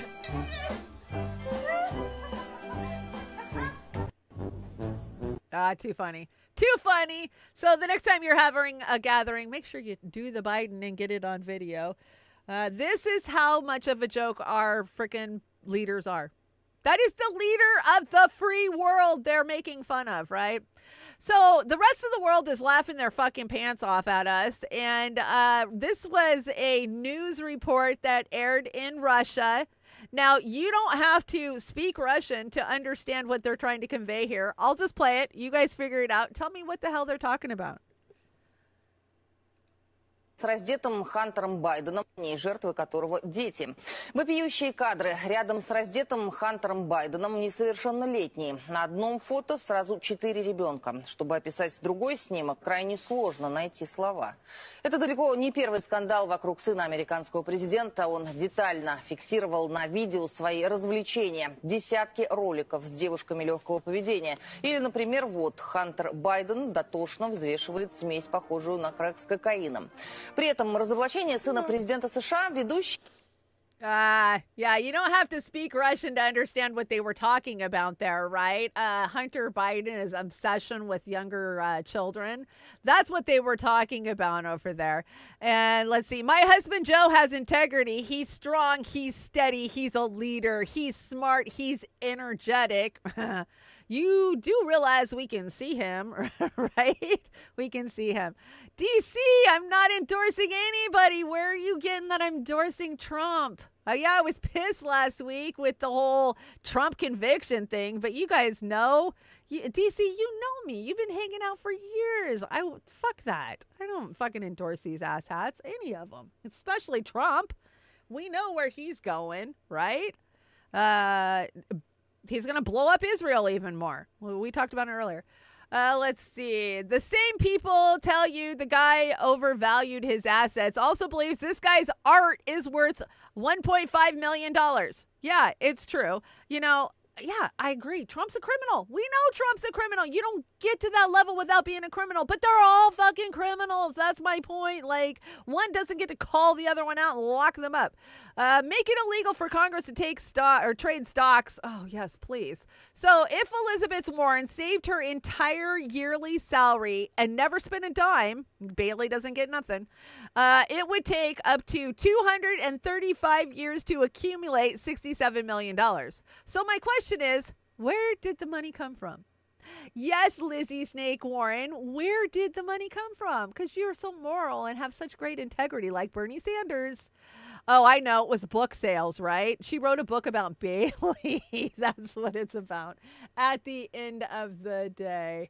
Let's see here. What's next? President Biden is in better shape. Oh, this is funny. President Biden is in better shape than most people think, and there are obviously a lot of distorted videos here on X that make him look older than he actually looks and feels in person. When he cleans Trump's clock during the debate, it'll be interesting to see how Mega handles that. Anthony Scaramucci, I think you got something loose in your head. This one is called "No One Is Above the Law Except for Me and My Crackhead Son." Yeah, I bet he called Anthony Blinken in to play bass for him on that one. What do you guys think? Oh, just how stupid. And they're trying to kill Trump. Okay, do you guys think they're gonna kill Trump? Let's see. So we need to talk about something that hasn't really been covered by the media. Apparently, it wasn't enough for Democrats to concoct this half-baked lawfare scheme to convict their major political opponent, President Trump, as a felon and potentially put him in prison. Now, some Democrats in Congress are actually pushing legislation that would strip President Trump of his Secret Service protection, putting his life at risk. Now, they aren't even being subtle about it. They're calling their legislation the Disgrace Act. It's sponsored by Representative Benny Thompson, the very same Democrat who led the so-called January 6th committee. They're not satisfied with all of their efforts to weaponize our justice system, to go after their major political opponent. Now they're inviting an attack on his life. Let that sink in for just a moment. Now, if you ask them, they will claim that a supposedly, quote-unquote, disgraced convicted felon who may be imprisoned shouldn't have the same protections that the Secret Service provides every other former president. It's very clear what they're doing. This is just the next step in what has been a very calculated plan. First, they convict President Trump on these bogus charges to brand him as a quote-unquote felon. They've accomplished that. Now they've moved on to the next step, trying to dehumanize him, making it clear that this specific former president's life isn't even worth protecting. They are so hell-bent on removing the possibility that the American people may choose to elect President Trump in this upcoming election that not only are they willing to throw him in prison, now they want to take away his security and jeopardize his life. So here's the bottom line. They're so terrified of losing power. They are so terrified of President Trump getting reelected. The very same Democrats who claim they are defending democracy will do anything, and I mean anything, to stop we the people from even having the choice to vote for Trump. Their continued brazen abuse of power is making it even more clear that we the people must hold them accountable by voting them out of power on November 5th. Buy my book, For the Love of Country. Thank you very much. She wants to be VP. Dude, I saw this pop up on YouTube yesterday, and it had hardly any views on it. I was like, what the fuck is Tulsi doing? She's grifting. That's what she's doing. And if you can't see Tulsi for the grifter that she is, remember when she told you had to vote for Biden a couple of years ago? What? Yeah, I don't buy into any of these guys' bullshit anymore. And they could very well be trying to, Trump. But here's the thing. The Democrats, she says, they don't want to lose power. They have more power when Trump is in the White House and they hold the fucking Congress than they do vice versa. So, I don't think the Dems are going to off Trump because they're going to make a ton of money when he wins. A ton of that shit lib, oh my God, the world's coming to an end, save us from Trump money. That's what drove the Democrats all of these years for the last 8 years. It's going to continue to drive them. So I don't know. I'm not buying it. It's a good way to drum up fear, though, because her base seems to be very far right now. You know, they were the far left. They were us Bernie people. They were the Jill Stein Green Party people. Those are the people that supported Tulsi. In 2016, when we were out on the campaign trail, I encountered Tulsi a couple of different times, and she is a totally different person now. She wants to be VP. Who do you guys think Trump's going to pick for his VP? I don't know. There's some candidates. Vivek, he definitely wants a shot. So does Tulsi at the end of the day. Okay, let's talk about the Green Party. Since we're talking about who the hell not to vote for, Jill Stein scared to go on Jimmy Dore? What? Yeah, she got asked that this week. This was her response. We do a picture? We do pictures? Do you mind if we do a picture together? Yes, this young man has been waiting, so let's do it sure. first, and then we'll do the next Well, one. Do you want to get a selfie? I want to ask you about something. All right. So, first I want to thank you for being here today. I've voted for you in the past, and I love your platform, but I do have a couple of concerns that I hope you can address. Some people are skeptical and discouraged by the quality of all of the candidates, and you have passion for what you believe in and are very articulate, but you seem, at least in my experience, seem reticent to engage with skeptics in a public forum, such as the Jimmy Dore Show. This confuses me because it's an opportunity to be heard by people who might not know anything about it. We or just may have a lot of press to handle at the time. So we're trying to work to make an appointment for press. So are you okay? I'm sorry. But is she willing to go on the Jimmy Dore Show? I'm sorry. You're going to have to leave her alone now. Okay. She's not. Yes, I do. Okay. Can you turn off that camera, please? Sure. Can you turn off that camera, please? Fuck you. So you heard it here. She is dodging the question, and a person is telling me to walk away. So, in other words, I guess my follow-up question was going to be, how do you choose which skeptics to engage with and which to ignore? Well, there you go. If you even mentioned Jimmy Dore, apparently you're a skeptic that needs to be ignored, and you're not worth her time, and she doesn't want to win you over. So, yeah, I'm gonna post this online, and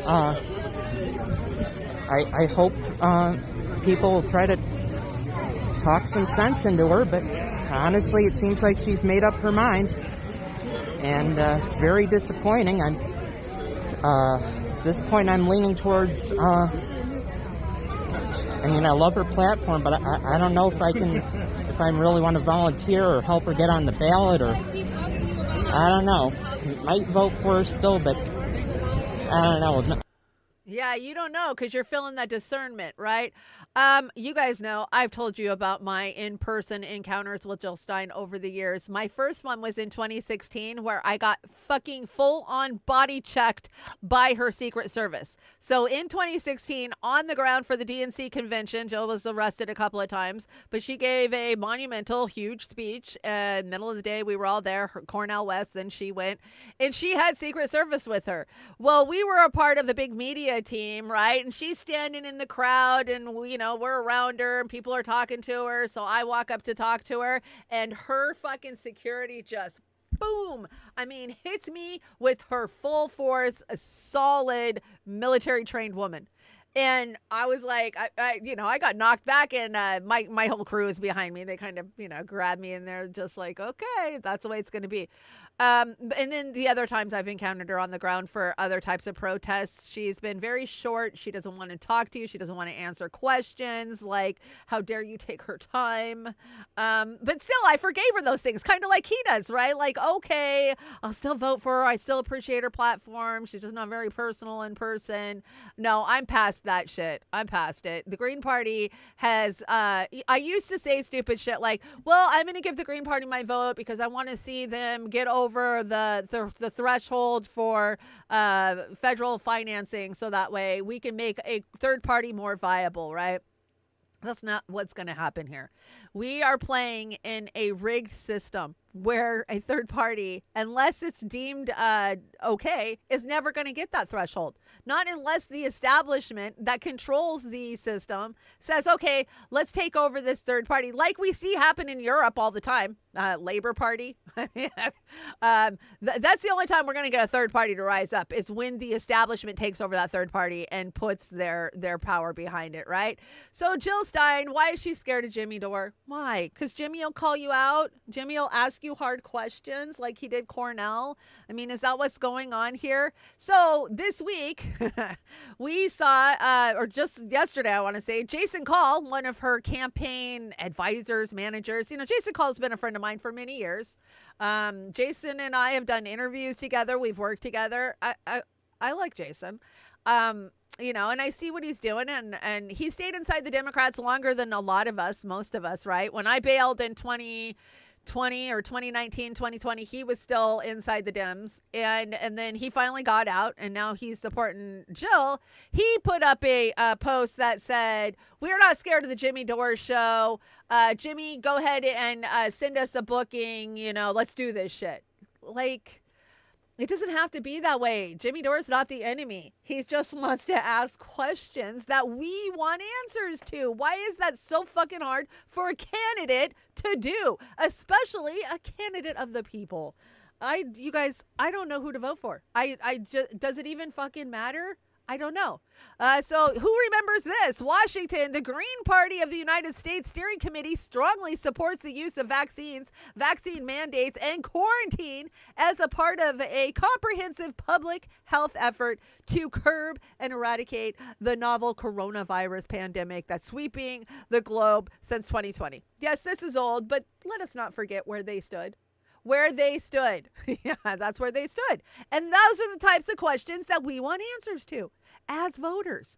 There's nobody good on the Libertarian Party. We saw their convention a couple of weeks ago, right?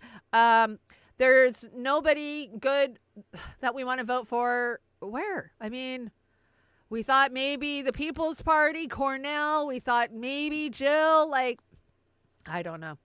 Maybe we just sit this one out. I might end up sitting this one out because I don't know what else to do. But let's talk about the economy because I know we are all starving out there. So the average rent is $2,000 in America, and we're supposed to make 3 times the rent, which is $6,000, which is $72,000 a year. An average salary in the United States is $51,000 a year. The math isn't adding up much. No, it doesn't. Math isn't mathing. It is not mathing. Let's hear about it. A U.S. company has mandated 7-day work weeks over 2 months. At my job right now, they're doing a 7-day mandate, and they have been for about 2.5 months. So that's 8 hours every day. You have to be there. Dana Incorporated has required employees to work 8 hours daily, including high schoolers working second shifts. Some high schoolers work there. They work the second shift. You know, they work like 3 to 11. And obviously, that's probably really hard. I can't imagine going to high school on top of this. But this kid asked for work off. He's like, hey, can I have work off? Like, not paid time, none of that, but just like he needs a day off because his graduation is coming up. And yeah, they denied him. They're like, sorry, you're not hired in yet, so you don't have PTO, so you can't take any time off. And he's like, sorry, I'm literally like graduating high school. I just want to go to my graduation. And they're like, sorry, you can't take a day off. Under the FLSA, there's no limit to consecutive work days, though overtime must be paid for hours over 40 per week. The state of work in America is it's so bad. Like, to mandate 7 days a week for like months on end and then give all your employees like 5 days of PTO and then go, you can't take any time off otherwise, is so dude, it's so bad. It is so bad, you know, and us Americans think that we have worker rights, that, you know, those things that are posted by the bathroom at your employment, those are supposed to be the rights that are going to protect you. They can't overwork you. They have to give you overtime. You have to be a certain age. We all know what they are, right? But do these employers give 2 shits? Fuck no. And do you think that the government agencies that you report to where they're violating your fucking rights will do a goddamn thing? Fuck no. Go ahead and try to turn an employer in who has ripped you off. See how far you get. You will get nowhere, I promise you. Unemployment, don't even get me started with that scam. It's all a big fucking scam. And, you know, this is why it's so important that we support the labor movement, because at the end of the day, it's our fucking movement. We are the labor class. Oh, this guy is going to the IRS to tell him why he doesn't have any money. This is cute. I got a bill today from the IRS for $700, and I'm gonna explain to the IRS why I don't fucking have it. First off, everyone that is inside of the federal government, Republican, Democrat, Libertarian, I don't give a fuck. If you work up there, it's your fault. All of you have decided that printing money and destroying the economy is just totally fucking okay. A bag of Doritos went from $2 to $12 in 2 years, and you want money from me for doing that?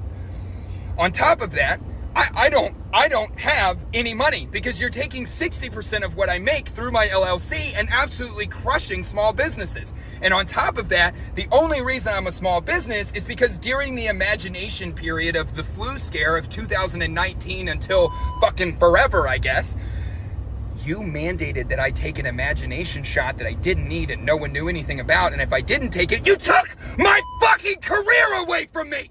You took my ability to feed my child. You took that away from me. And for 2 years, I have sold t-shirts in parking lots, and I have worked this dead-end job at a gun store, and I have cut trees and mowed lawns and done anything I could. Everything I had to do just to feed my child. Not vacations, not new clothes, not a new truck, not thriving in my life, not living in my life, just surviving day to day. And if I don't pay you $700, I go to jail. What is slavery then? What is slavery? I agree 100%. And yeah, the what they've done to small businesses in the United States is insane. Insane. They turned us against each other to distract us from turning against them.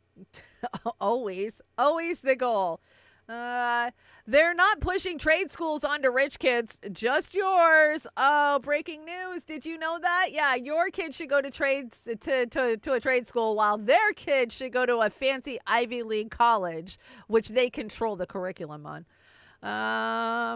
When you get hired by your race. I think I'm going to skip this one just for time today. Let's see. Well, they need resources to survive if they don't get their own. I mean, okay, let's see. This is Rathbone again. The fruit of your labors are not coming back to you. The fruits of your labor are not coming back to you. They're being siphoned off by a parasite class. If the working day is 8 hours long and it takes you 2 hours to earn the cost of the basket of commodities we just talked about, then the rest of the 6 hours belongs to your owner. Naturally, as we live in a world that is based on the short-term profit motive, owners, capitalists, are always seeking ways to lengthen the surplus value labor part of the day and shorten the necessary labor part of the day so that they can enjoy more profits at your expense. Yep. This is capitalism. If they can pay you less, they'll do it.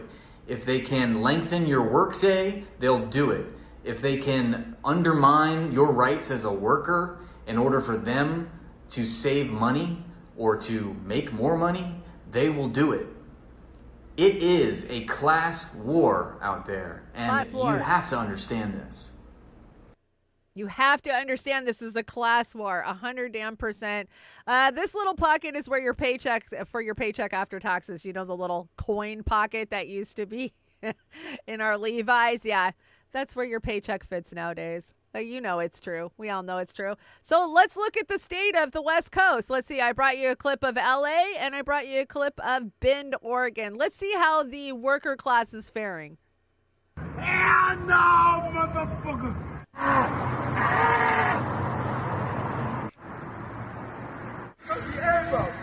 Get it out! Get your gas! You ain't nobody. Don't be picking on the shit. Take my gas for all that shit.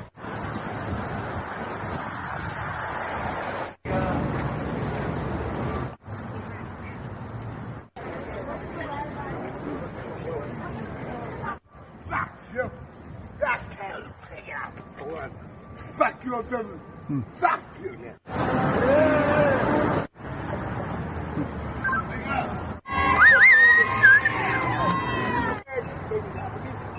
Well, that was impressive. Stop on your boulevard, white rat pig.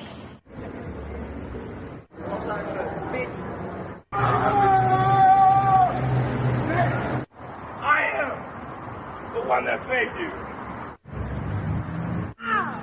Always say you see the nigga run away. That's really crazy.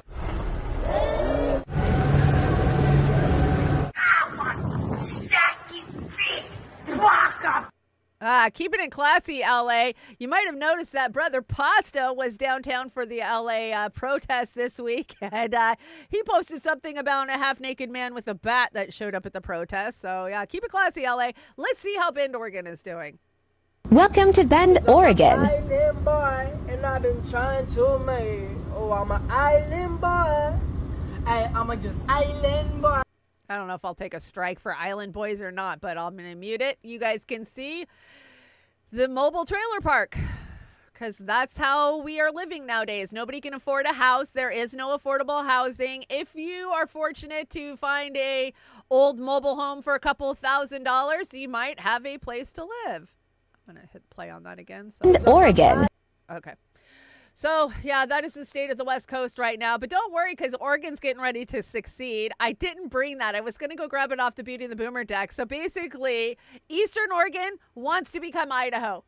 And they are petitioning. They want Idaho to vote. They want Oregon to vote. And that would just kind of leave the West Coast of Oregon from the I-5 corridor west as Oregon. But that's the part that's going to be underwater if you listen to the climate change people. So Oregon, not looking so good for you. I'll bring that on Wednesday's show. I just forgot. Oh my God. Okay, can we skip ahead? There we go.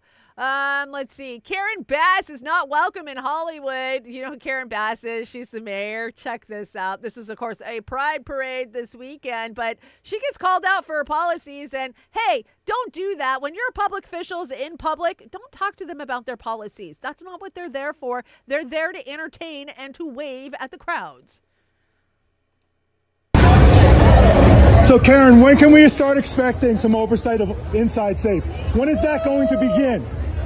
When is the oversight of Inside Safe going to begin? Again, you cut homelessness and housing spending by $267 million in this budget. You cut it, but you gave the police a $110 million increase. Go ahead, lock arms with Heidi. Lock arms, because she's been side by side with you with this whole scam. You guys are trying to fight oversight. You're fighting Kenneth Mejia from doing oversight of your program. Why? What do you have to hide, Karen? What do you have to hide? Stop running, stop hiding. And Heidi, why don't you drop your lawsuit over the LAPD picture release? That is shameful. You are absolutely shameful, Heidi. Now get in your car and get out of Hollywood. I don't want to see you in Hollywood anymore. You come here and you use it for photo ops while my city is deteriorating under your programs, Karen. We pay $17,000 per month for each person in Inside Safe. $17,000. $17,000. Get out of Hollywood, both of you, and take Heidi that troll with you. You guys are corrupt. Don't thank her. Be ashamed of her. She is running the city into the ground. There's nothing to be proud of. Nothing. Nothing. You can hide. Have her run. Everybody run. You are shameful. You are corrupt, Karen. You are a corrupt mayor. If you told the people the truth while you were running, you never would have gotten elected. Fake smile. Go with the fake smile, lock arms. Fake smile, lock arms. Oh, you know it's gonna be lock arms, Karen. It's your whole mayorship is a slogan. Get in there. Bye to Hollywood. Say goodbye. We don't want you here. You are a disgrace. Close the door. Pack it up. The Scientologist, Karen. Karen, are you still a Scientologist? Hey, Karen, are you still a Scientologist? You gave a speech at the Scientology building. Are you still a Scientologist? Yeah. Yeah. Domestic agent, right? Is that what we call her since she works for Scientology? That guy nailed so many amazing points about her defunding housing and giving that money to police funding, like her terrible policies. And then he calls her out for her Scientology. Let's see. Is she a Scientologist? Yes. And this is what she had to say when she gave a speech at Scientology not too long ago. Come on, play. As both a leader in our state legislature and a representative of Los Angeles, my goal has been a simple one: to actually make a difference. So that's why I first have to say that this day and this new church of Scientology is an exciting moment because I know your goal and your commitment is truly to make a difference.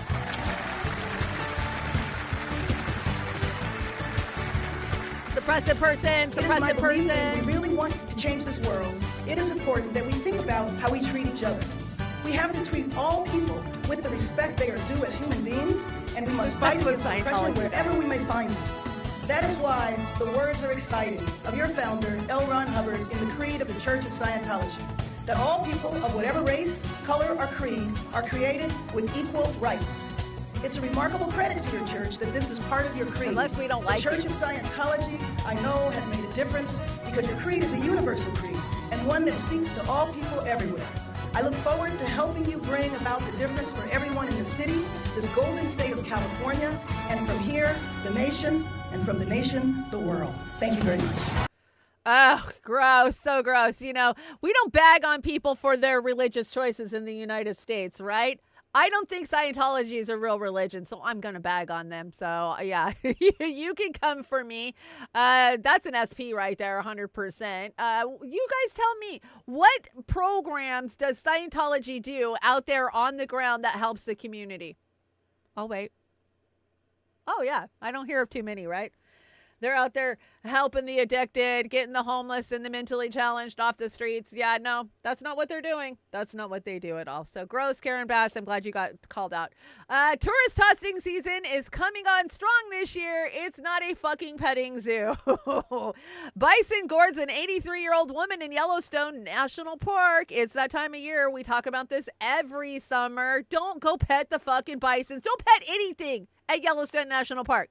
If you go to Yellowstone National Park, just stay the fuck away from the animals. You're not there to party with them. It's their home. And once elected, I will be a vegetarian. Yeah, they'll tell you anything. They will. Says the wolf. Phoenix Fire Department has a message as summer nears. Stop hiking in the heat. I guess that has to go without saying. And you will be told this summer to lower your AC usage to stop overwhelming the electrical grid while being told to drive electric cars. That's right. Turn off your AC and plug in your Tesla because that's what's going to save the world. At the end of the day, such common sense things.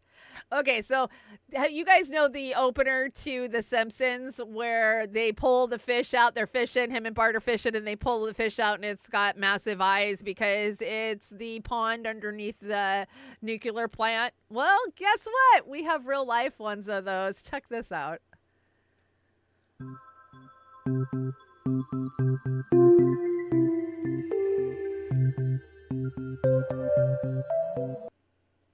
I'm going to play it again. That was kind of short. Did you notice the two mouths and the two eyes?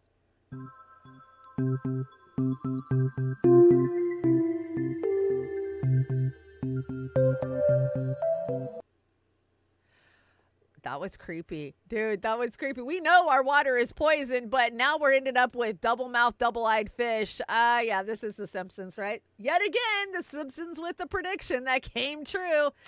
Okay, so last week, Alex Jones told us the feds were coming for InfoWars. They were going to make him shut down his studio. And apparently now he has agreed to liquidate all of his assets, including his ownership to InfoWars. Remember, they were trying to take his cat, his daughter's cat.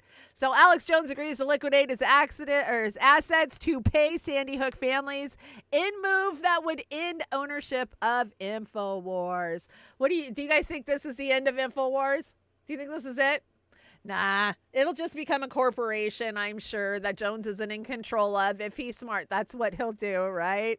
Poor Jonesy. He says a little misinformation has to pay $1 billion. The rest of the world says misinformation all day and every day, and he's the bad guy. Let's see. Trans high school athlete 16 whines about being booed after crushing female rival in Washington State Championship. Give us respect and be nice. Try and imagine for a minute what it must be like to be 16 and the target of international smear campaign. The way adults feel totally empowered to degrade trans kids lately is frankly breathtaking. And Slow News Day says, you could possibly solve a whole bunch of problems by just making the dude race against other dudes. Yeah, it can't be that obvious, can it, Steve? No, I don't think it can. So yesterday, we saw the American College of Pediatrics come out and condemn the mutilation of children under 18, right? We don't let kids get tattoos till they're 18. Why are we mutilating them at 18? And let's just hear what they have to say. And we have serious concerns about the physical and mental health effects of the current protocols promoted for the care of children and adolescents in the United States who express discomfort with their biological sex. This declaration was authored by the American College of Pediatricians, but really it was developed from the expertise of hundreds of doctors, researchers, and other healthcare workers and leaders who, for years, have been sounding the alarm on the harmful protocols that continue to be promoted by the medical organizations in the United States. Despite recent revelations from the leaked WPATH files and the recent release of the final report from the CAS review, these medical organizations have not changed course. So we are calling on these medical organizations of the United States, including the American Academy of Pediatrics, the Endocrine Society, the Pediatric Endocrine Society, the American Medical Association, the American Psychological Association, and the American Academy of Child and Adolescent Psychiatry to follow the science and their European colleagues and immediately stop the promotion of social affirmation, puberty blockers, cross-sex hormones, and surgeries for children and adolescents who experience distress over their biological sex. In our declaration, we affirm that sex is a dimorphic, innate trait defined in relation to an organism's biological role in reproduction, male and female. This genetic signature is present in every nucleated somatic cell in the body and is not altered by drugs or surgical interventions. Consideration of these innate differences is critical to the practice of good medicine and to the development of sound policy for children and adults alike. Medical decision-making should be based upon an individual's biological sex. It should respect biological reality and the dignity of the person by compassionately addressing the whole person. We are here defying the claims made by these medical organizations in the US that those of us who are concerned are a minority and that their protocols are consensus. They are not consensus, and we are speaking in a loud, unified voice. Enough. Yeah, I absolutely support this. Of course, this got community noted to hell because the American College of Pediatrics is a conservative group. I see a professional trained group that are coming out and telling you some actual science, whether you want to agree with it or not. Your fee-fees don't matter. And Papa, I agree. If they started a trans, league, it would probably get good viewership. It probably freaking would. Mr. Worthless Eater says that fish could have been from the increased background radiation from Fukushima. They aren't telling us how bad it really is. I 100% agree. For those of us out on the West Coast, I think it came in a lot stronger than the U.S. wanted to admit it was on our beaches and in our fish. So absolutely agree with you there. Moving on. And we have serious concerns about the physical and mental health of... If I don't switch them to manual, they play when I hit next. Apparently, I didn't put anything else on this slide. Okay, let's see what this is. Oh, this is the Latin-English translator of scientific. Check this out. Yo, TikTok. Come on this little journey with me while I use the Latin to English translation.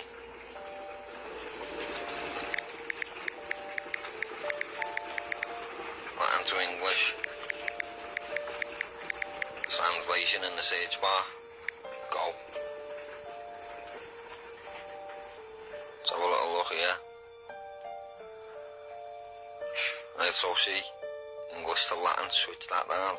Latin to English. Right, let's have a little look. Scientific. What does scientific mean in Latin? Oh, what that says? No, that is fiction. No, that is fiction. Scientific, translated from Latin into English, means no, that is fiction. Somebody want to explain? Somebody want to help? How have we been manipulated with words? My mother was very into a language, and she told me for years how the words we speak are backwards. They're lies. We believe the opposite of what they actually are. So I am not shocked to hear that scientific means known to be fiction. Are you shocked? What fun we can have with these crazy little Google gadgets that we have, right? Oh, what's Elon up to this week? Elon Musk accused of selling $7.5 billion of Tesla stocks before releasing his disappointing sales data that plunged the share prices to a 2-year low. Oh, isn't that what Martha Stewart went to prison for? Yeah, I think so. But insider trading is okay for these guys, especially the richest guy in the world, who was made the richest guy in the world by DARPA and the military-industrial complex, right?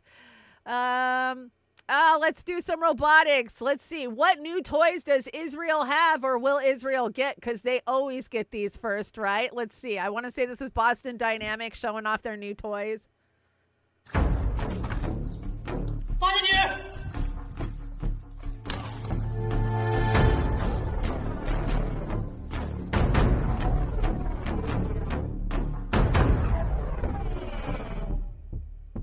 Oh, fuck no. Did it just turn into a spider? That would creep me out.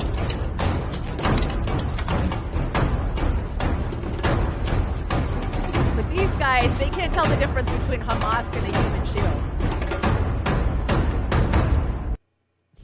Well, I'm hoping that their tech will help them decipher who is civilian and who is not. It doesn't seem to work that way lately, but you never know. This is straight out of the trailer park. Do you need a lighter on the go? Well, you could order this, and I'm thinking I just might. Sit by myself, talking to them. It's like the old car cigarette lighter. Totally need. Pull up the single turn up. When you were a kid, did you ever stick your finger in there while it was hot? I did. I learned. It only took one time. But how trailer park is that? That is so cool. It reminds me of the old days of lighting my Newport 100s on the toaster. So if you need an element on the go, there you are. They have such things. I just thought it was very trailer park. Maybe one of these days. Man-made war on Somali County license plate readers dismantles 22, police says. This suspect has previously given a television interview complaining about the invasive technology. Is he a Unabomber in the making? Let's see. Yeah, you're my hero. You're my hero. Come on, you gotta go. There we go. You're my hero. That's awesome. Those stupid plate readers. Have you ever got a ticket in the mail? I have. They're fucking annoying, right? You're just minding your own business, and then all of a sudden you open your mailbox and there's some bad fucking news from 3 weeks ago when you were on a trip somewhere and some fucking reader got you somewhere, right? Now you got to send them money. It just pisses you off. It does. It is an invasion. It is an invasion of technology. Good job anyway. So I'm kind of doing a new, like, our heroes section at the end of the regular slide deck. So here's one more. How much is it for your tacos? $9.50. $9.50 for these two? Yes. Could I get 38 more of them? Sure. Is that okay? Yeah, of course. How long would it take you to make them? 20 to 30 minutes. Okay, we'll take your time. Okay, thank you so much. Yes, thank you. 40, here you go. Awesome. How much is it? That'll be $333, please. $333? Yep. Awesome. Yeah, you're doing a catering or doing a party? Catering the homeless shelter. Oh, that's so sweet. One moment, I'll be right back. We're going to take care of it today. All 40 of them. All 40 of them. Who said I could have this for free? Our owner, Tom. Do you care if I talk to him quick? Yeah, absolutely. Are you Tom? Yeah. She mentioned that it's for free? It's for free. Are you sure? Awesome. Thanks so much, man. You're welcome. Oh, yeah. Tacos. Thank you so much. Yeah. I appreciate it. Thank you so much. You're welcome. Tacos, bro. Look at. Uh-huh. Thank you. Thank you. What is it? I made you a thank you card. Thank you for everything you do to help us. That's so nice. Thank you. Aw, see, being a good human being's not that hard, and it's pretty easy because other people want to be a good human being too. So let's do that, right? Let's do that. Hollywood, go fuck yourself. I think we got a bunch of stuff in here. John Cusack, I was out at the Palestinian March in Chicago. I tell you what I didn't hear. He says, I didn't hear death to Israel. I didn't hear death to Jews. And I didn't hear people celebrating the murder of Israeli citizens. What I did hear was we must free Palestine from a brutal occupation. People concerned for their loved ones in a hell zone, stuck without food, without water or power, deep anguish over people being told to leave and being bombed as they left. I heard people share personal accounts of family members who have been jailed, humiliated, harassed, persecuted, targeted, and killed for generations. Family members that have been hit with tear gas for no reason. And they go on with similar stories about occupied life, young men, women, and children whose entire families have been wiped out, who are now alone and angry and humiliated. The silence of the public persons during the horror in Gaza is unforgivable. It is unforgivable. How could any moral person still not be calling for a ceasefire? And that was in January. You know, we bitch at John Cusack. We've gone rounds with him. I think even the boomers got blocked by him because of his stance on Julian Assange. I'm just glad to see he's got it right on this one.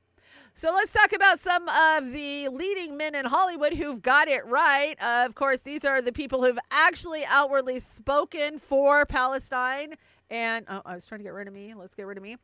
Let's see. We got, who's in here? We got Snoop Dogg. There's The Weeknd. Kid Cudi. I love Kid Cudi. Except for I've heard some bad stuff with him and the P. Diddy stuff. Bradley Cooper, that one was kind of shocking to me. Of course, Macklemore, and then Pedro Pascal of Left Behind, and The Weeknd, right? And then there at the bottom, you've got Ryan Garcia and, of course, Mark Ruffalo. We're not going to leave him out. But let's talk about Ryan Garcia, because Ryan Garcia's been dropping some crazy shit online lately, right? Telling truths about the elites. He says he got invited to one of their crazy fucking parties, and he's been out there just dropping it. I mean, there's been videos for like the last month of him, right? So boxer Ryan Garcia arrested on suspicion of felony vandalism in Beverly Hills yesterday. Now, I have the article on this, but it's not very big because LA Times isn't going to do a lot of work. So basically, they said that he was belligerent and out of control at the Waldorf Astoria yesterday morning, and that he had a bicycle helmet on, and that he was ramming into walls and things down the hallway. Apparently, this is what they said, right? And so we did see a video of him being led out of the Waldorf in handcuffs, and he did have the helmet on, right? But we're just taking it on their word, the reporter's words, that that's what was actually happening, right? They said he freaked out and he knocked holes in a couple of things with his helmet. Now, I'm not saying that didn't happen, but let's hear from Ryan himself from like a week ago. I'm not okay anymore. Soon my TikTok will be deleted. They're going to try to put me in jail. And they're going to kill me. Real me. So he said this not even a week ago, and he has been dropping some crazy truths. Now, you know, he could have just been making shit up in his head, but isn't it suspicious that within a week of him saying they're trying to arrest me and they're going to kill me, that he is arrested for this vandalism charge? They put him on a 5150 hold from what we understand. That's the latest information that I had on it. I checked this morning to see if there was any updates. Yeah, they Kanye'd him. They fucking Kanye'd him, Steve. They did. This will be interesting to watch. And I knew that this story was going to come to a head eventually because he's been out there just saying some stuff, you know, about the adrenochrome and the underground tunnels and parties that they have. Apparently, there's this huge network of tunnels under LA. Some of them are connected to the Playboy Mansion. I mean, there is stories out there. And why wouldn't there be? Because Hollywood's been depraved for many, many years. I've been saying that since the Playboy days. This is funny. Ricky, let's hear from Ricky. Hi guys, Ricky G here, wellness and beauty influencer. As a celebrity, I know all about stuff, like science and politics. So trust me when I tell you who you should vote for. If you don't vote the right way, that's like a hate crime. It makes me sad and angry, and I'll leave the country. And you don't want that. Quit sticking. My key is sticking. It's a hate crime if you don't do what celebrities tell you to do, and you're going to make him sad, and he's going to have to leave the country. Oh, wait, he doesn't live in this country, right? Ricky Gervais making us laugh with just the Hollywood BS, right, at the end of the day. Oh, Kate Middleton. Let's do a Kate Middleton update. So Kate Middleton may never come back to her previous role as a royal after her cancer treatment. Kate Middleton's cancer battle may not only keep her away from the public eye for longer, but it could potentially shake up her role within the royal family. I've been telling you they're going to replace her. They're already dusting off a couple of those handmaidens to get them in there. It appears, though, that she may never come back to the role that people saw her in before. Yeah, so this is kind of the inside quiet news that's coming out of the palace, that she's never coming back. You know what's crazy, though, is her mother is kind of MIA too. Yeah, mommy got in a car accident back in March, and we're told that her and Kate are recovering together somewhere nicely.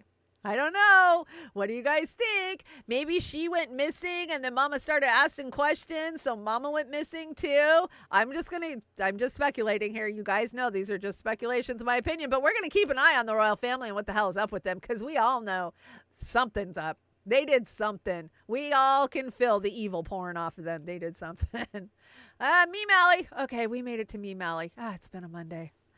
I'm ready for it to be over. We are fighting a $1 trillion propaganda machine with memes. Yes, we are. And that is why Meme Alley is so important. People that think I'm disturbed for the memes I share, me knowing I'm holding back at least 95%. Yeah, that's true. It's true. I don't bring a lot of the bad memes, but I finally watched that movie for the first time, the one with Nicolas Cage and him. Yeah, it was okay. I mean, if you're into a kind of a weird comedy, it was okay. It was okay. Let's see. When I tell people my favorite hobby is gardening, God, I wish I could grow good weed. Apparently, gardening is not even my hobby anymore since I killed half my fucking plants and my yard is just, I give up on it. It's stressful. Anyways, if you guys have any seeds, I have not been able to find any smokable seeds since weed went legal in Washington state. They don't exist in any of the marijuana you get in this damn state. So, hey, send me some seeds. I need some seeds, damn it. They told us they found aliens before they found a single client on the Epstein or Maxwell list. That is true. That is true. Aliens are here, but Maxwell and Epstein, not a problem. I wonder if Maxwell's out yet, right? They've been quiet about her lately. We haven't had an update on her. Me trying to make small talk. Did you know that the Rockefellers created the public school system? It's true. It's true. Along with Ford, right? Didn't Ford do the daylight savings so that way the workers could come in and work longer?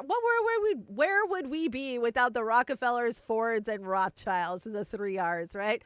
When your rusty old Datsun is now worth more than their Tesla. Datsun, bring them back, right? I want a Datsun 280Z. That's right. Yeah, don't ask me what a Datsun is. If you're in the chat asking what a Datsun is, you need to look it up.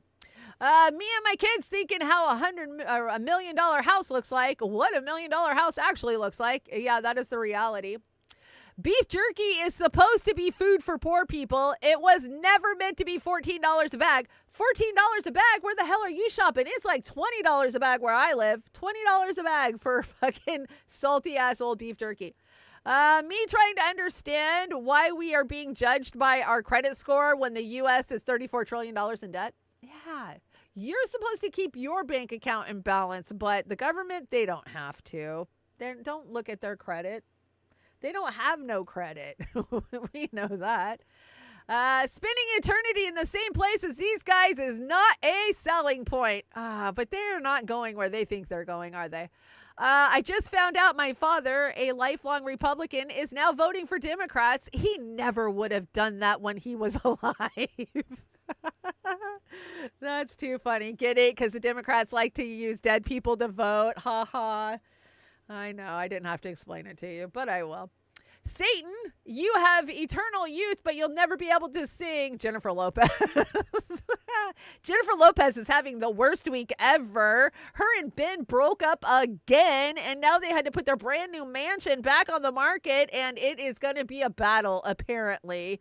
Jen's pissed that her fourth man has had it with her bullshit and has left. I've never seen Jennifer Lopez as somebody with talent. I find her talentless. I don't think she can sing. Okay, she was a good fly girl in the 90s. That's all she's ever been. And she's got this fucking attitude that her shit don't stink. Don't look at her, you peasant. And I got no use for people like that. Let's see. I'm pretty comfy, but something's not quite right. Social acceptance, the political party I support, my trust in the government, faith in pharmaceutical companies, belief that the media doesn't lie, blissful ignorance, and corruption doesn't happen where it concerns me. Too many layers obscuring the ability to see the truth. Hell yeah, the princess and the pea. When you realize some people prefer the lie. They do prefer the lie, don't they? Now, don't wake me up. I don't want to hear the truth. Put me back in the Matrix. Blue pill me, please. I thought this one was cute. I've been driving a Subaru for almost a month now. Is someone supposed to send me the coexist bumper sticker, or does it just grow there? That and Teslas up here always have the coexist on it too. That was funny. Does it just grow there? No, I hate to break it to you. You got to buy it. You got to buy it. And your art matters even if it isn't making money. I do agree with this. Your art does matter. If your art makes you happy, if it calms you, do your art. Do your art. That's your outlet. So do your art for sure. Let's see. Be the light you want to see in the world. That kind of looks like Linda. Linda, is that you? Hawkified. I see you. I should have refaced her on it for sure. Let's do some gardening memes. Hey guys, my new mint plant is growing well in the ground. People who know, people who don't know, people who do know. Oh my God. My mother-in-law warned me years ago that if you ever grow mint, make sure you just put it in one place where it's contained. She had it in a little flower bed by her door that it couldn't jump. I tried that, but my shit jumped. It went across the yard. It's taken over half the flower beds. But hey, the bees love it. So at the end of the day, somebody wins. Nudes are outdated. Show me video of you tending to a garden so I can be sure we're still gonna eat if the government acts up. Yeah, for sure. I know. I tried. I do got my lettuce and garlic and my basil that haven't totally died off yet, so we shall see. Before houseplants, after the houseplants. Yeah. You guys know my amaryllis is just blooming crazy after 11 years. I've had a total of 7 blooms pop on that thing this week, so it's been quite the treat. So beautiful. Plants make everything better. They calm you down too. Julian Assange, let's hear from Gabriel Shipton. Let's see, what is this? We urge the court to uphold the fundamental right to free expression and protect the indispensable role of free, independent media as the watchdogs of the democratic societies. Baroness Kennedy on Julian Assange's upcoming hearing in the U.S. court. Human rights lawyers are united. Yeah, you know what this was Gabriel was tweeting out. I had the article, but I didn't move it. Sorry. Gabriel is tweeting out to this Baroness Kennedy and, saying, hey, we need your support on this. We are seeing a lot of support across the Assange movement. Thank God. We're still in limbo. You guys know he's been granted the right to appeal their decision to extradite him here. And they're going to go long on that. Biden doesn't want him here. So who knows when we're going to get the next update on this. So you can write Julian in Belmarsh Prison. There is the address. Send him a postcard. Hey, I got me a fancy little postcard the other day. You know who sent it to me. Thank you so very much. I appreciate the heads up and the postcards. I like getting mail. I do. And let's see. Joey's coffee. You guys know I got the Joey's today, except for it got cold. It got cold while I was talking. I need a cup, a vacation, and a bag full of cash. That's all. And a bag of Joey's coffee. That's all I'm saying. You better throw a bag of Joey's coffee in there. Just throw it in the same bag as the cash and I'll be happy. And shout out for Indie Media. You guys make sure you go follow INN. Tonight is How Did I Miss That? How did I miss that? So check it out over on INN and make sure that you sub too. And thank you guys so much for the recognition of everything that we do at the trailer park. I think we're almost out of here. I got a kick-ass closer for us. I'm super excited about it. You guys know, don't send dick pics, send money. There's PayPal, there's Venmo, there's Cash App. Let's see. Here we go. Oh, Oz, what is it? What is it? What is it? I don't know, guys. I haven't heard the song. This is the first time I'm seeing Saturday's card. Let's see what song he chose.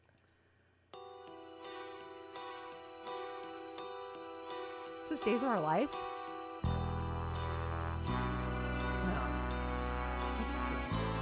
Normally I can get it after the first few bars.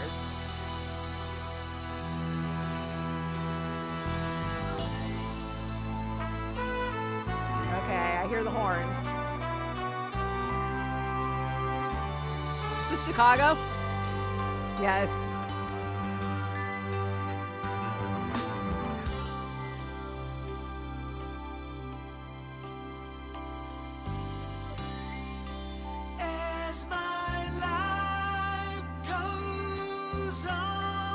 Aw, good choice, Oz. Okay, I'll let you guys finish watching it on Saturday. These drop on Friday. You guys know Oz is doing a great job with the music over at Beauty and the Boomer. Great choice, Oz. Love that. I'm excited for that show. Okay, let me shout out the chat, and then we're going to get out of here. Look at what we're going out with. Nights in White Satin. Come on. I know you guys love it. You love it as much as I do. It's a great song. Let's see. Anthony, thank you so much for joining me. DC, you know I love you. You can always push on me, and I will not get angry. I will just push back. Deborah, to see you. Natalie Williams is here. Natalie, it's Cece. Okay, are you changing it? That is Cece. Okay, Jody, good to see you. Vic was hanging out with Mastermind and Catalytic Centaur. Good to see you. Popeye, and Fingerman. Good to see you, Fingerman. Kate, I'm so glad you guys could join me.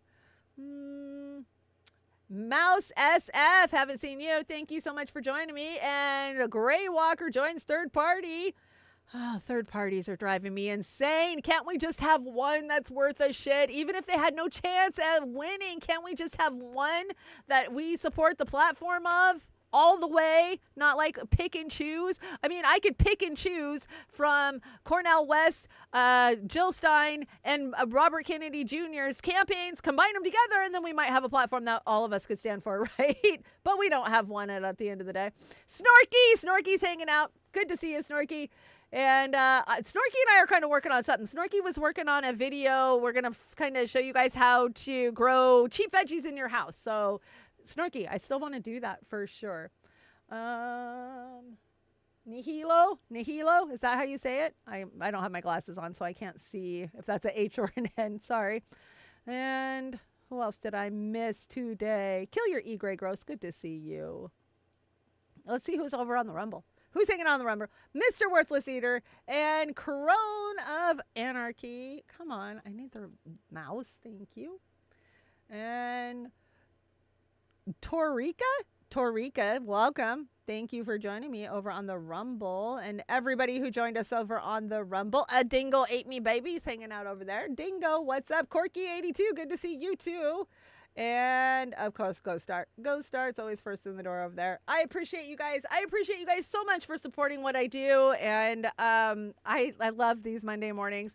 I am going to do a show Wednesday. I'm just like, fuck it. If you can't beat them, join them. Let's just go full bore. I'm going to go harder than I've ever gone. Because I don't know. I try to back off and it doesn't help me mentally. So we're just going to go for it. So we got 2 new shows in the work. And we got Monday and Wednesday shows. And of course, Beauty and the Boomer on Saturday. So I will be back Wednesday morning. I hope you guys will join me.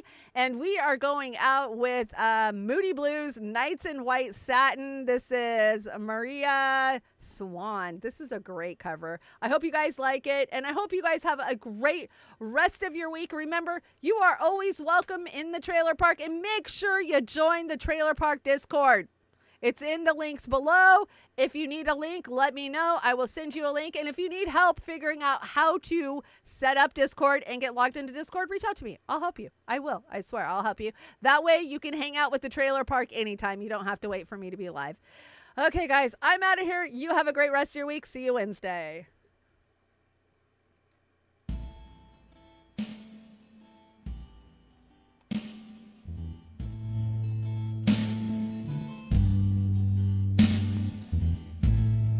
Nights in white satin, never reaching an end. Letters I've written, never meaning to send. Beauty I always missed with these eyes before. Just what the truth is, I can't say anymore, 'cause I love you. Yes, I love you. Oh, I love you.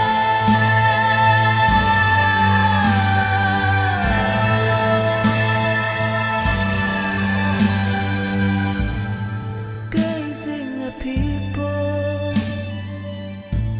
some hand in hand, just what I'm going through, they can't understand. Some try to tell